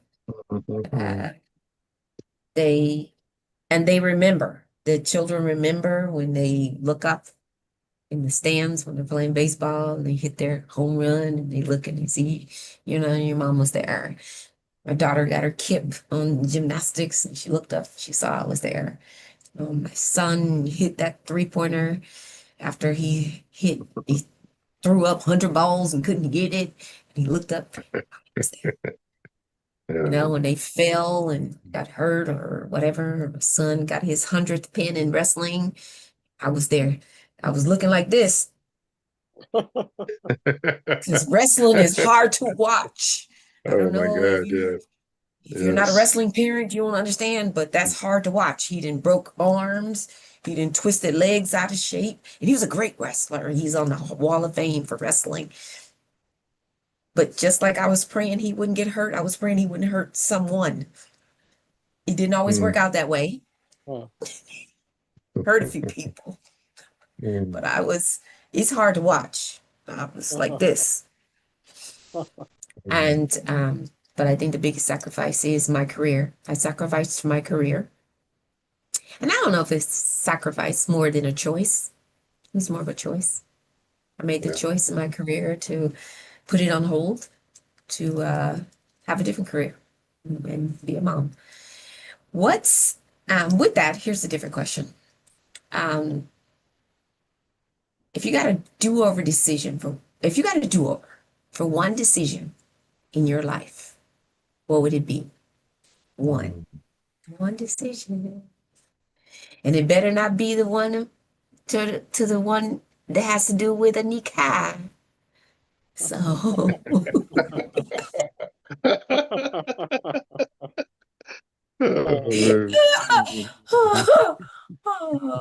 I'm talking to myself too.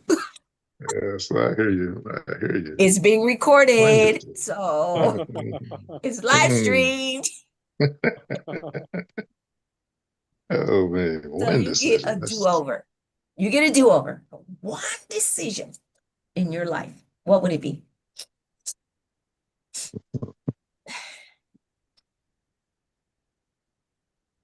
Oh, so now the audience want to be quiet. Now they didn't thrown up their hands for every other question. Now you want to be quiet. You don't want nobody to know that you made some bad decisions in your life. Or you made some questionable decisions in your life. Everybody got one. You got one thing that you wish you could have did different. Come on. One.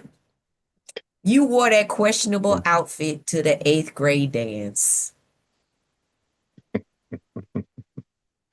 That Well, I'm gonna blue tuxedo with that old fluffy ruffle thing that you wore to the high school dance back in the, I don't know what year you guys was in high school, but you know that one that all them people used to wear, that powder blue was it a tuxedo or just a suit? I don't know. That powder blue one that everybody was wearing, and the big old afro and the flare leg polyester pants. That should be one. What decision? I wore polyester. That should be it right there. I wore polyester at any point in my life. I wore polyester and flare leg, boot cut jeans. Okay. I answered it for you.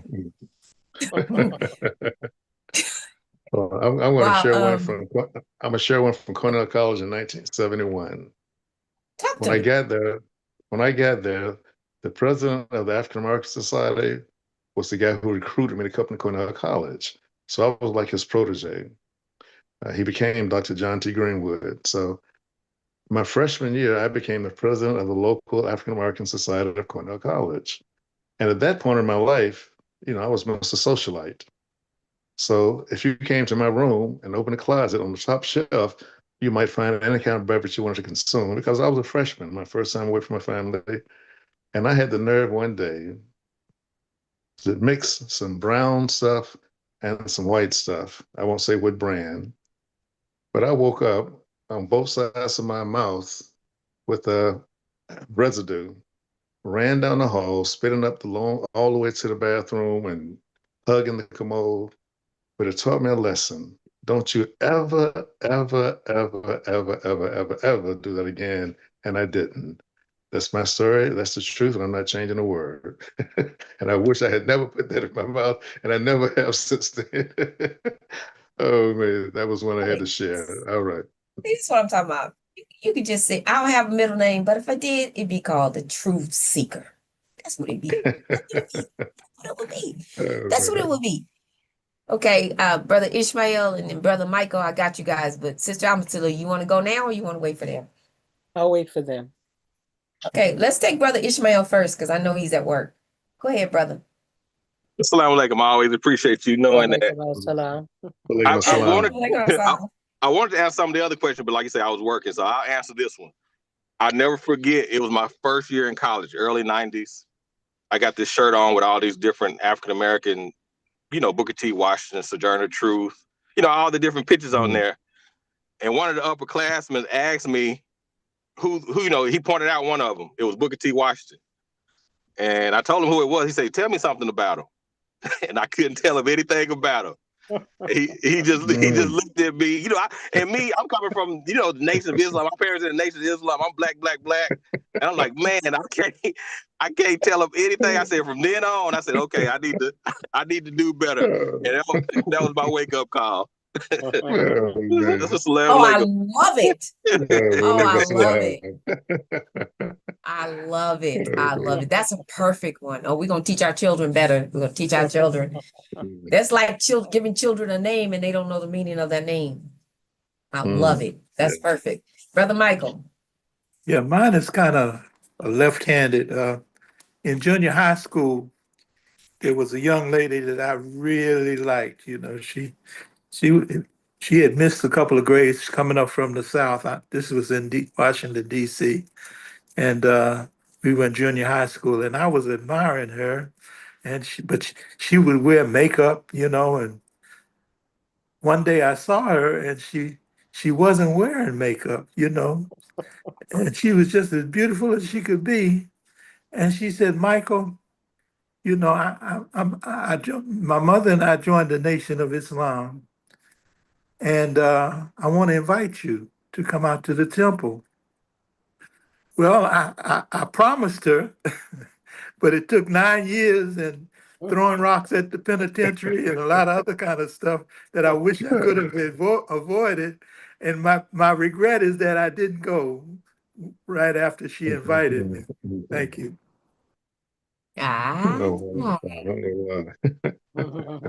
Always the one that got away. Always the one that got away. This sister All right. got jokes. Yeah. Sister Alaji-Sabrie. There's Sister Martha. Go ahead, Sister Martha. I saw that hand fly out there. Again, mine is in the chat room. My last two answers are in the chat room. Okay, should I read them? Let me see. Yeah, I see there are two things. The first one you had, the sacrifice, I guess. Willing to walk miles to work to care for our children and my mate. That was a sacrifice. And I guess this was a decision you regret. I would have refused to leave the hospital at my husband's bedside, seeing him through his death time. I was told by head staff that it was ordered by our governor. You mean they had the governor, Ron DeSantis? Yes, he ordered that everyone leave the hospital that wasn't part of the current staff. So I was his private duty nurse at the time, and the doctor even declared that, but they put me out anyway. And he died without me being able to see him again. Wow.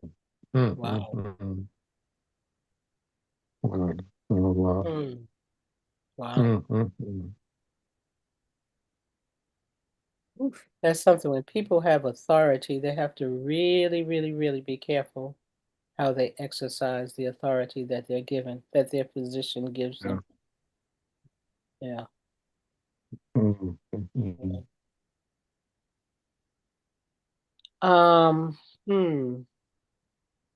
Muhammad Sharif, Cheryl, because I pass on this one because I'll get in a lot of hot water if I answer this one. That's why I'm not answering either. Go ahead, Mommy. Yeah, assalamu alaikum, everyone. Walaikum assalam. You got a good one? Give us a good one. I think my biggest decision that I regret when my great grandmother who raised me passed. I was in the military. I was in Greece, and I had just got to Greece about 2 weeks, and I got a notice from the Red Cross that my great grandmother had passed, and I had been on about a 45-day leave, and I had spent all of my money. I mean, I had zero when I got back to Greece. And anyway, I said, no, I can't go back. I don't have no money. I can't make the trip back. And then later on, a couple of days later, I decided, no, you better go to your a funeral. When I called them the Red Cross, they said you may not be able to make it now because we had your plane, everything set up for you, the trip and everything. You may not make it in time, but you can try. So anyway, I got the next flight out, and when I got back to New York, the funeral had gone on, and matter of fact, nobody was at the house, and that was my biggest decision. I mean, biggest thing that I regret doing, not going back in time to be for her funeral. Amen. Mhm. Yeah, Hey, son. right. Yes, Now my sit. head reaching. Mashallah. Oh, Almost finishing. Look at him. Let me liven it up a little bit. Well, two things. I told you it was two. So sometimes we beat ourselves up because we do the same thing over and over again. So what's a lesson you have to keep learning over and over again? Because you just didn't learn it the first time. mm. And then the second part of that is how do you keep getting in your own way? Because you ain't keep learning that lesson.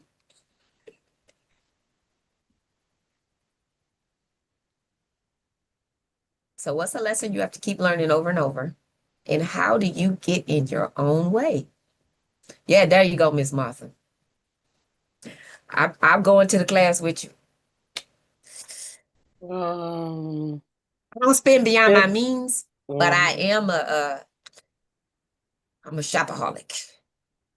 My name is Cheryl, Meet me at shopaholic. the mall.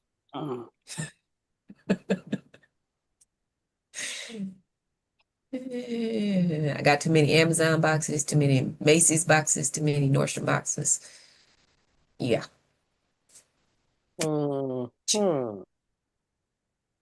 So a You had a lesson I question, Brother haven't Fleming, learned. Lesson I have not learned. You're on that you mute have too, not Fleming. learned? You have to unmute yourself if you're going to talk, Fleming.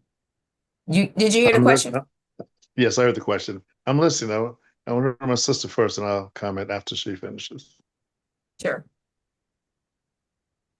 Um, I would say not listening to that little voice that tells me you better not say anything, Amatullah, and I go ahead and say it anyway. Mhm. Okay. Mhm. Does that answer both questions? Because that could answer both questions. Yeah, no, that answer Mhm. because you end up in a similar situation, Right. Like sometimes Mhm. I just feel like, well, I can't let that go by. I gotta say something. Right. And sometimes when you say something, it makes the situation worse than better. And my children when they were growing up, I always told them, say what is good and keep silent. And so they are very skilled at saying that in a situation. Oh, me, say what is good or keep silent. So It comes back. It comes it back comes every back. time. Yes. Yes, yes. I pull that up I, for I, my I, husband sometimes because we have a sign in the house. Oh, say what is good or keep silent. Mm. Because he'll say mm. something, he'll say, "Why aren't you saying something?" And I say, Oh, you put it aside. Yeah. Well, that's good. Oh man! Wow. "I have nothing good to say." So,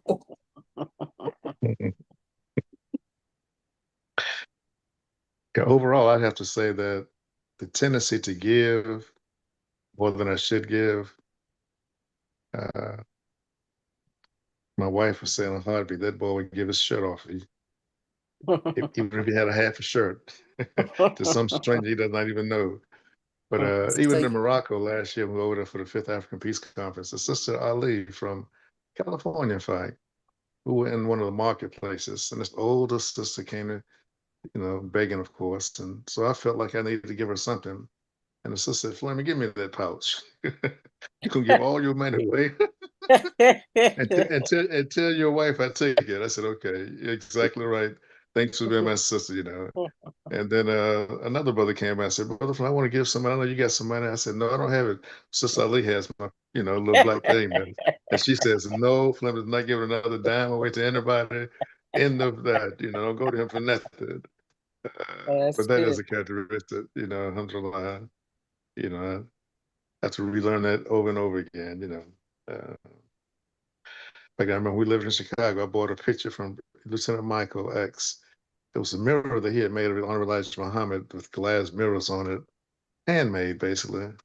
And I went into our savings account and gave that brother $100. My wife had a fit. You did what? You gave him what? I said, baby, it's a unique piece.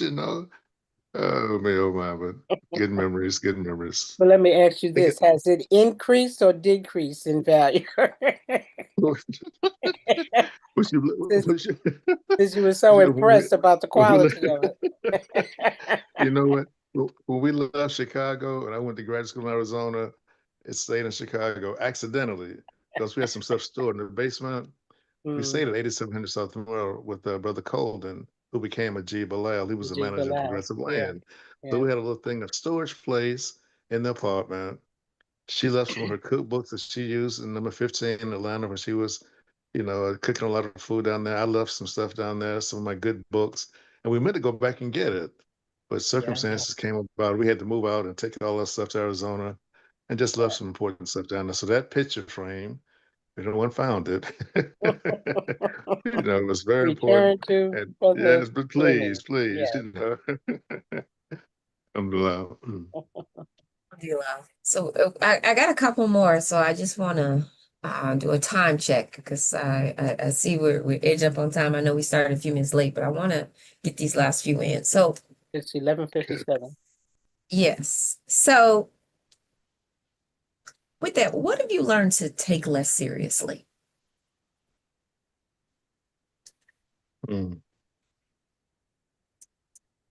What if I learned to take less seriously?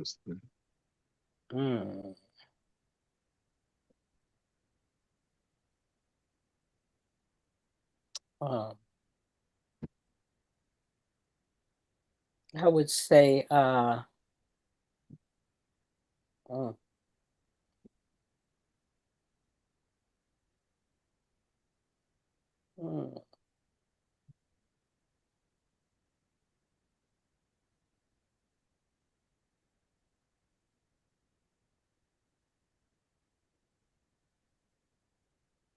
I think people who are always promoting themselves.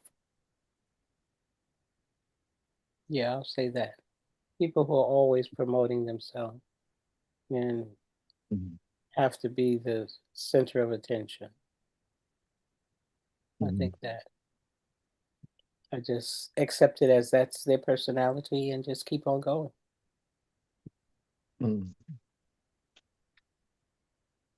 ahead, brother. Yeah, I think mine is probably just realizing people have different perspectives and not taking that perspective as, the final answer, but accepting it, perhaps learning something or not learning something, but at least receive it. And that has been an ongoing issue. I used to do a workshop called Three-Dimensional Hearing, for years as a consultant. And people have different perspectives because they can only do what they've learned in many cases. So you have to respect them for that, for their position. And I used to respond, but I don't do that now. I just say, but thank you. And move on and let it go, let it go and move on. Inshallah. Okay, Brother Michael, really quick, really quick. I agree with Fleming. Alhamdulillah. Oh, that's the quickest. I love that one. Okay, I have just one more, and then we'll play this again in January. At the beginning of our show, I want to play this again. Oh, Sister Martha, go ahead. In the chat. And the chat tree has allowing others to be as studious-minded, beginning with my grandchildren. Oh, I like it. Okay. Okay. Okay, so actually I have two more because I want to end with two happy ones. Okay. And since Brother Fleming is on that other coast and we always talk about this, I really want to give everyone a chance to answer this one, and then I'm going to end with my favorite question. So, what is something about your hometown that you've come to appreciate over time?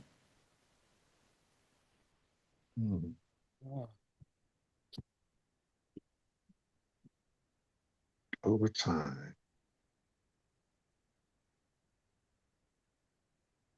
And all of you can answer this one if you like. What's something about your hometown that you've come to appreciate over time? Over time. Well, I try to limit this to 10 seconds. Put me on the clock. There's a community here called Old Salem, founded by the Moravians. And Imam Muhammad visited there. In fact, he spoke there on the college campus. It's the oldest female college on the East Coast, Salem College. And he spoke at Wake Forest also, and also at Salem State University during that same weekend. But Old Salem has this tradition of advocating women's right for higher education, which I was not aware of growing up in this town. In fact, a lot of people didn't even know what Old Salem was. But I have been able to appreciate their position on women education. Uh, the president became a friend of mine, et cetera. So their contributions I've really learned to appreciate. And finally, even George Washington visited there, and they were so smart as a community of religious people. They had water pipes made out of wood, putting water throughout the whole community there in Old Salem, North Carolina. If you know, the city is called Winston-Salem, but the oldest part of it is indeed Old Salem, founded back in the 1700s. Okay. Thank And you. for me, my hometown being New York, specifically Harlem, New York, for my early years.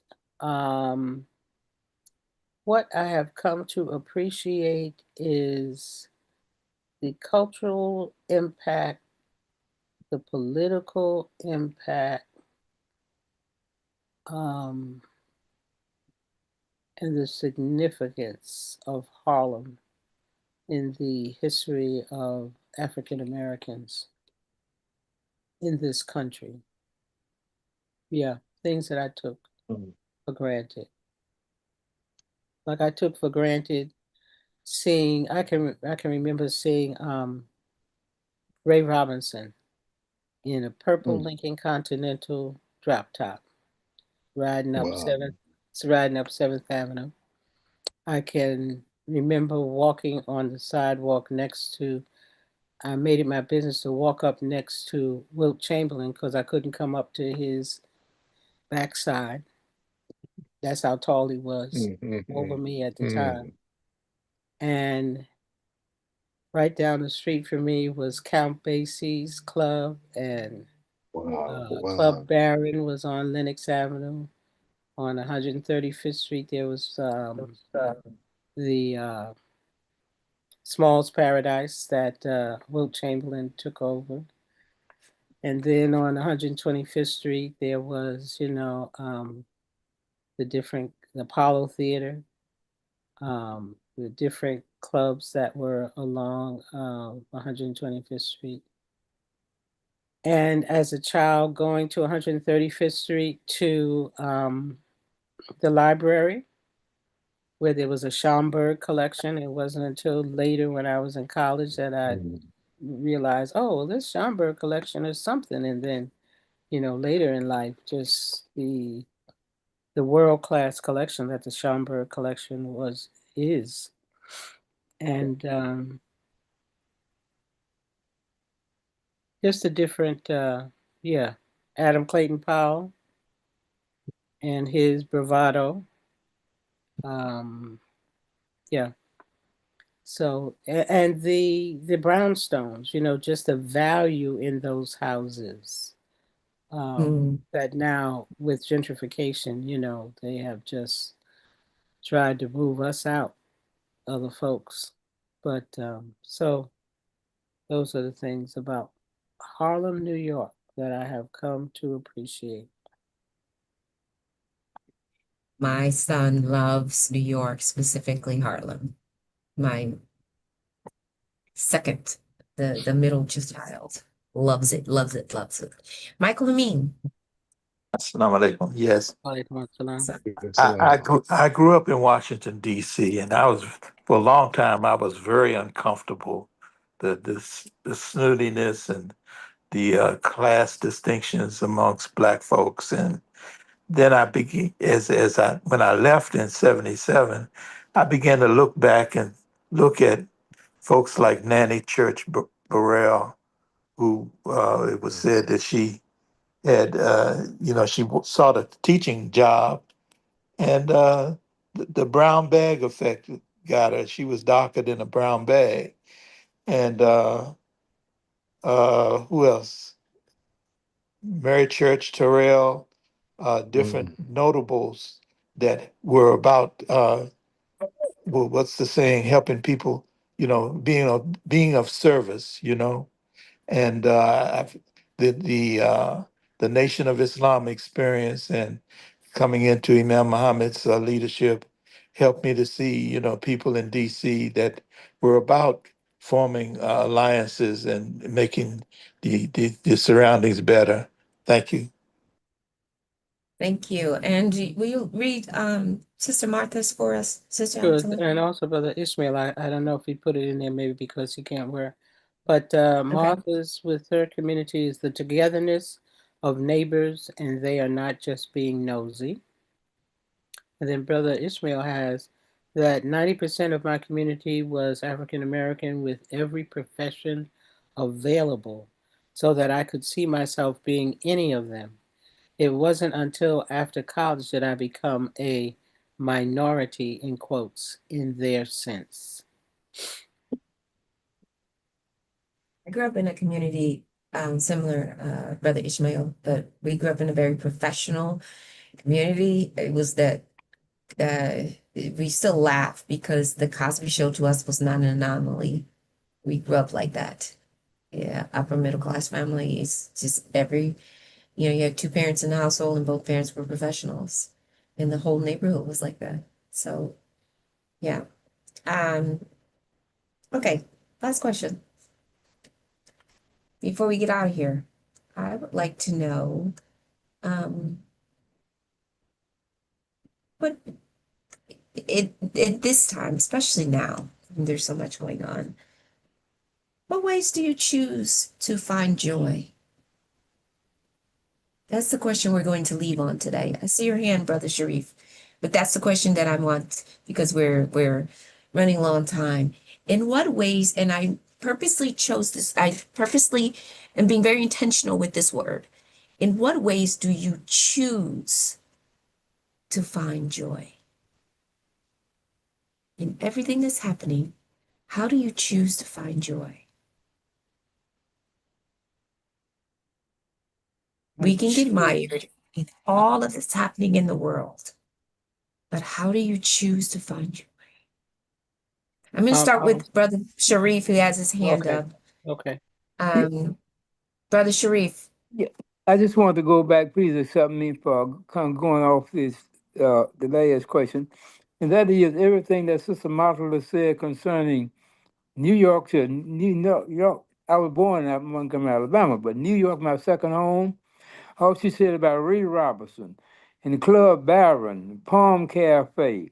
Palm Cafe, yeah. Oh boy, let me tell you, everything Yeah. you said, sister. Yeah. That's Yeah.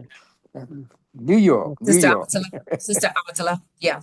Okay. Yeah. I Right on. choose to steal away as much time as I can with my grandson because it was a long time for him coming, but then also he's just such a delight and just seeing the different stages that he goes through. And when he says, no, no, no, no, no, no, no, no, no, no, I just get a kick out of it. kick out of it. We all do. The Yes. giggle, the giggle, the giggle, Mhm. giggle.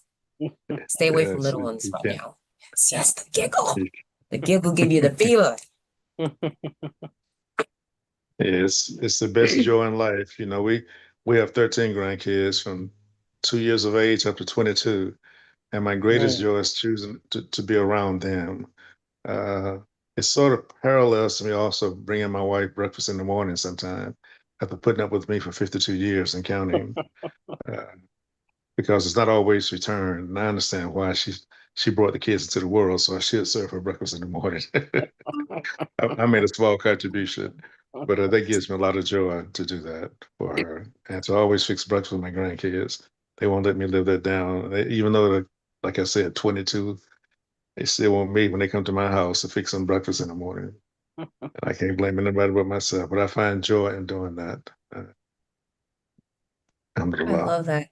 I Alhamdulillah. saw on TikTok where these grown, like some of them are my age. They came with their pillows and they put on matching pajamas and they all showed up at the grandparents' house. Said we came for a sleepover. They were Oh like, my we've been God. doing this since we were small, and the grandparents opened the door and they said, "What are you doing here? We came for a sleepover. We always have a sleepover at your house. So we came for a Oh They my were, God. and the grandparents were standing there, were shocked, like, huh? I thought it was the cutest thing. I said, this is Oh, hilarious. Yeah, anyone else before we get out of here? How do you choose joy? Miss Martha, how do you choose joy? I can see your forehead, but I can't see the rest of you. You late. Yeah. You dunk down. There you go. How do you choose joy? I choose joy through the simplicity, not worrying about a Mm. thing. I mean, really, not worrying about a thing.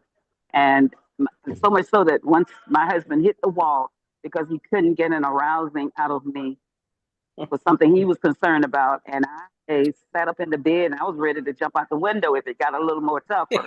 So simplicity. Don't you oh worry man. about a Don't you thing. Mhm. about worry about a thing. I was thinking about that same song. Oh man. Baby, Do, don't do, you do, worry Mhm. about Oh man. a thing. Mhm. All right, Brother Okay. Michael. How you choose joy, Brother Michael? Before we get out of here, we're gonna do a round robin. How you choose joy, Brother Michael? Keeping it simple, knowing what I can change and knowing what I can't change, and better understanding that people seeing, as Brother Fleming mentioned, seeing other people's perspective rather than my what do you call it? My anyway, rather than my particular view of life and living, understanding their perspective, being curious about it, not rejecting it, is how I'm a people person. I'm kind of introverted, but I like to know, what does it say, what's behind the cover. The book. You can't judge a book by its cover. I've Mm. always been curious about what's behind the cover. Alhamdulillah. Alhamdulillah. Brother That, Ishmael has in the chat, I find yeah, joy by believing the destiny of man is not a place. The destiny of man is in a purpose. love it. Okay. Mhm. And You over here then preaching today, Brother Ishmael. Sister Mhm. Munira has my grandchildren, especially the newborns. All Mhm. right, all right, all right. And then Brother Bilal, what you got for us? What you thinking? How you find joy? But he's not, I don't see him on now. Oh, he's not on. Who is that caller user 3?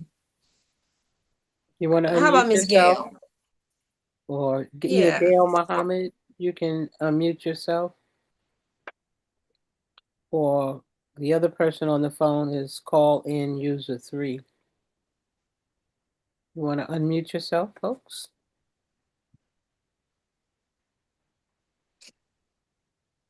If not, we are going to call user 3 dropped. If not, we're going to move on. Gail, Miss Gail, going on.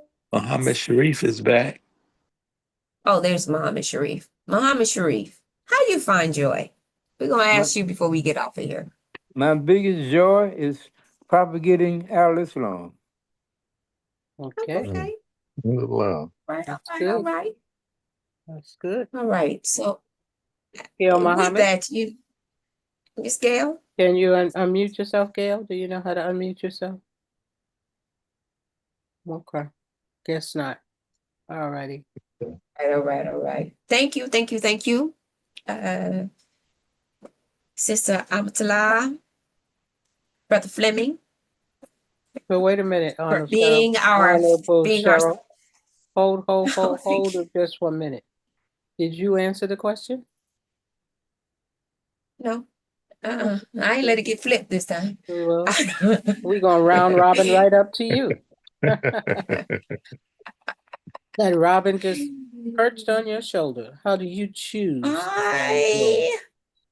I find joy in it's the it's a very uh, weird kind of way.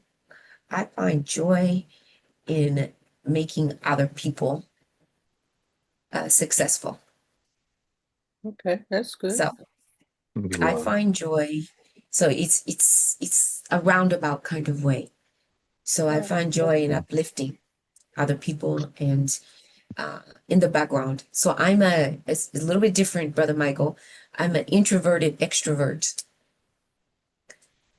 So it's hard to understand, but because people see me in the public eye, they don't realize I don't want to be there. I don't like people.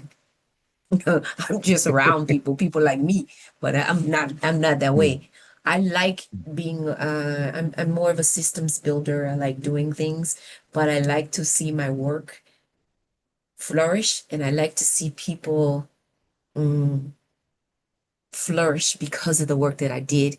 And the best part is when people don't know that I did it, but I know that I'm Alhamdulillah. the reason that something has been successful, if that makes sense. Yeah, makes a lot Yes. of sense. Oh, totally. Yeah. Yeah, then I'm the producer behind something. So I like feeling that way. That my name is on it without my name being on it. So That's good. I like it. I like to hide in the background. Um, I have this saying on my board in my office. It's not mine, it's Coach Mike Tomlinson from the Pittsburgh Steelers. Done made me a Steelers fan. He makes me a Mike Tomlinson fan. He has this saying, he says, the standard is the standard. And I love it. And so I don't deviate from that. The standard is the standard. And so I put that, and so that's what brings me joy is establishing the standard. I established the standard and holding that standard no matter what, and having people say, you don't drop your standard for nobody or nothing. And so that like secretly tingles my heart when people recognize that you maintain a certain level no matter what. Like Sister Martha, when she say, like her husband can't set her off, I can't. And it irritates him. He can't set me up. I have a standard. You can't. I'm unflappable in that sense. I'd probably make a really good what do you call it? The guy who you hire, Denzel played him in a movie. You know, you hire to assassinate people because My I'm God. unflappable. I'm unflappable. Equalizer. Oh my God. Equalizer. Equalizer. Equalizer. Yeah, Equalizer. Equalizer. I'd be real good. I'd be real good at equalizer because you can flap. I'm unflappable. That's why I'm a good negotiator. Because, yeah, okay. When you finish, I'm gonna still need that paperwork. You finish all that hollering, still need that paperwork. So, Right. with that, as we prepare for the battle that will be 2026 and all the things that come with it, the freedom movement, the liberation movement, all the things that we prepare for. I wanted to go out on these notes. It's, we can find joy. We can find joy in our work. We can find joy in each other. We can find joy in the truth. I love what you said, Brother Ishmael. We can find joy in the fact that, along with our tagline, life is all about perspective.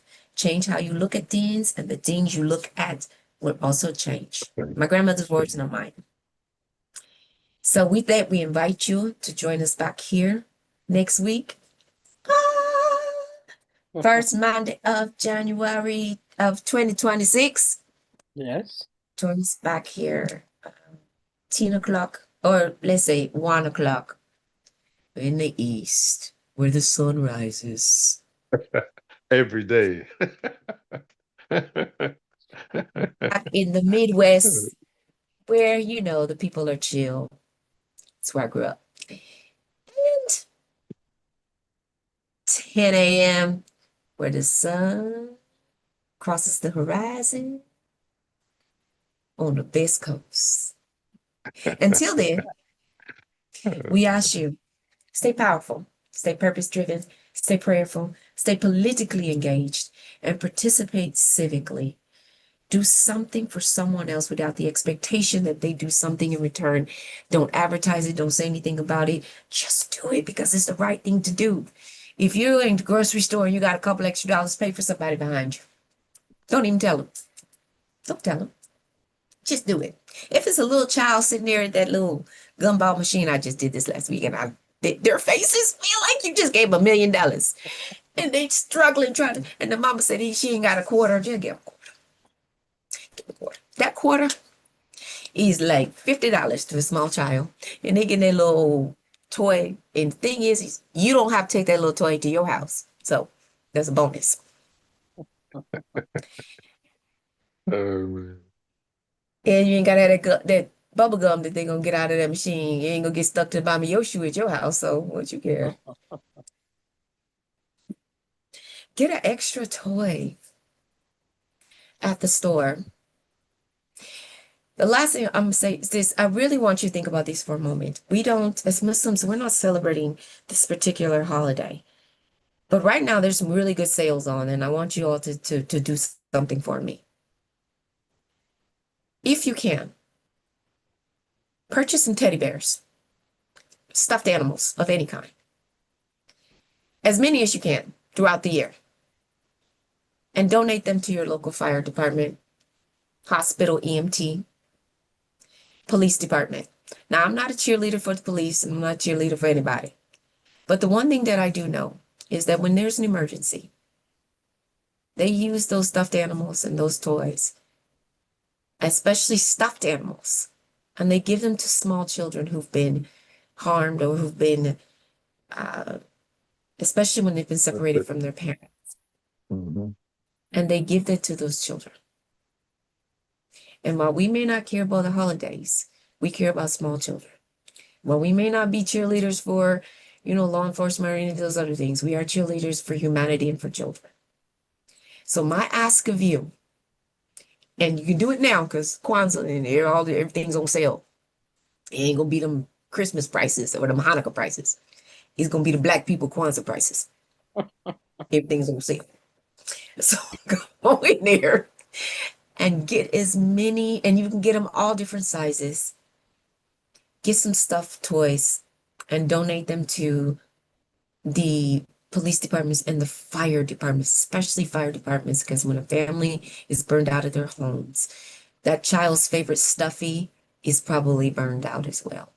And that one little stuffed animal can really make a difference in their life. With that, I tell you, have a wonderful, wonderful week. Have a safe, prayerful celebration of the turn of the calendar year, the Gregorian calendar year. And inshallah, we will see you back here in 2026. Inshallah. We do have one more announcement before I say my favorite 3 words. Sister, you want to tell them about the first? January 1st at the Lighthouse Masjid in Oakland, California. There will be a panel discussing the current situation civically and politically. And on that panel is Imam Fahim Shoaib, Sister Marguerite from Masjid Warathin in Oakland, Sister Marguerite Hill from Muslim Ark down in Southern California, LA area. Honorable Cheryl Sudduth, the current president of the West Contra Costa Water Board, Brother Jabir Fakir from CARE, and I think Jabir works also with Bay Area Muslim Council and myself. And so we'll be dealing with different aspects of the primarily political spectrum. And it is from, I should have the 1 to flyer. 4. I should 1 o'clock. I should have I put the shared the flyer flyer. in the chat. Oh, you I did put put it the in the flyer in chat. the chat? Okay, good. So 1 p.m. to 4 p.m. And some refreshments. Oh yeah, there it is in the chat. Some refreshments will be sold, will be not sold, but shared also. It's a Muslim conversation on power, justice, and community change. And Okay. we will work on trying to get Oh, and I'm information sorry, about, Congressperson Latifah Simon. She's the primary yes, speaker. Latifah Simon. She's the primary And address. we will work on the information. There was a question about live stream or live stream. So I'll get that out. We'll work on that for you. Inshallah. We will see you next week. And with that, I want to tell you Feliz Año Nuevo. Happy New Year. That is A wrap. a wrap. Assalamualaikum. Assalamu alaikum, everyone. Thank you for participating.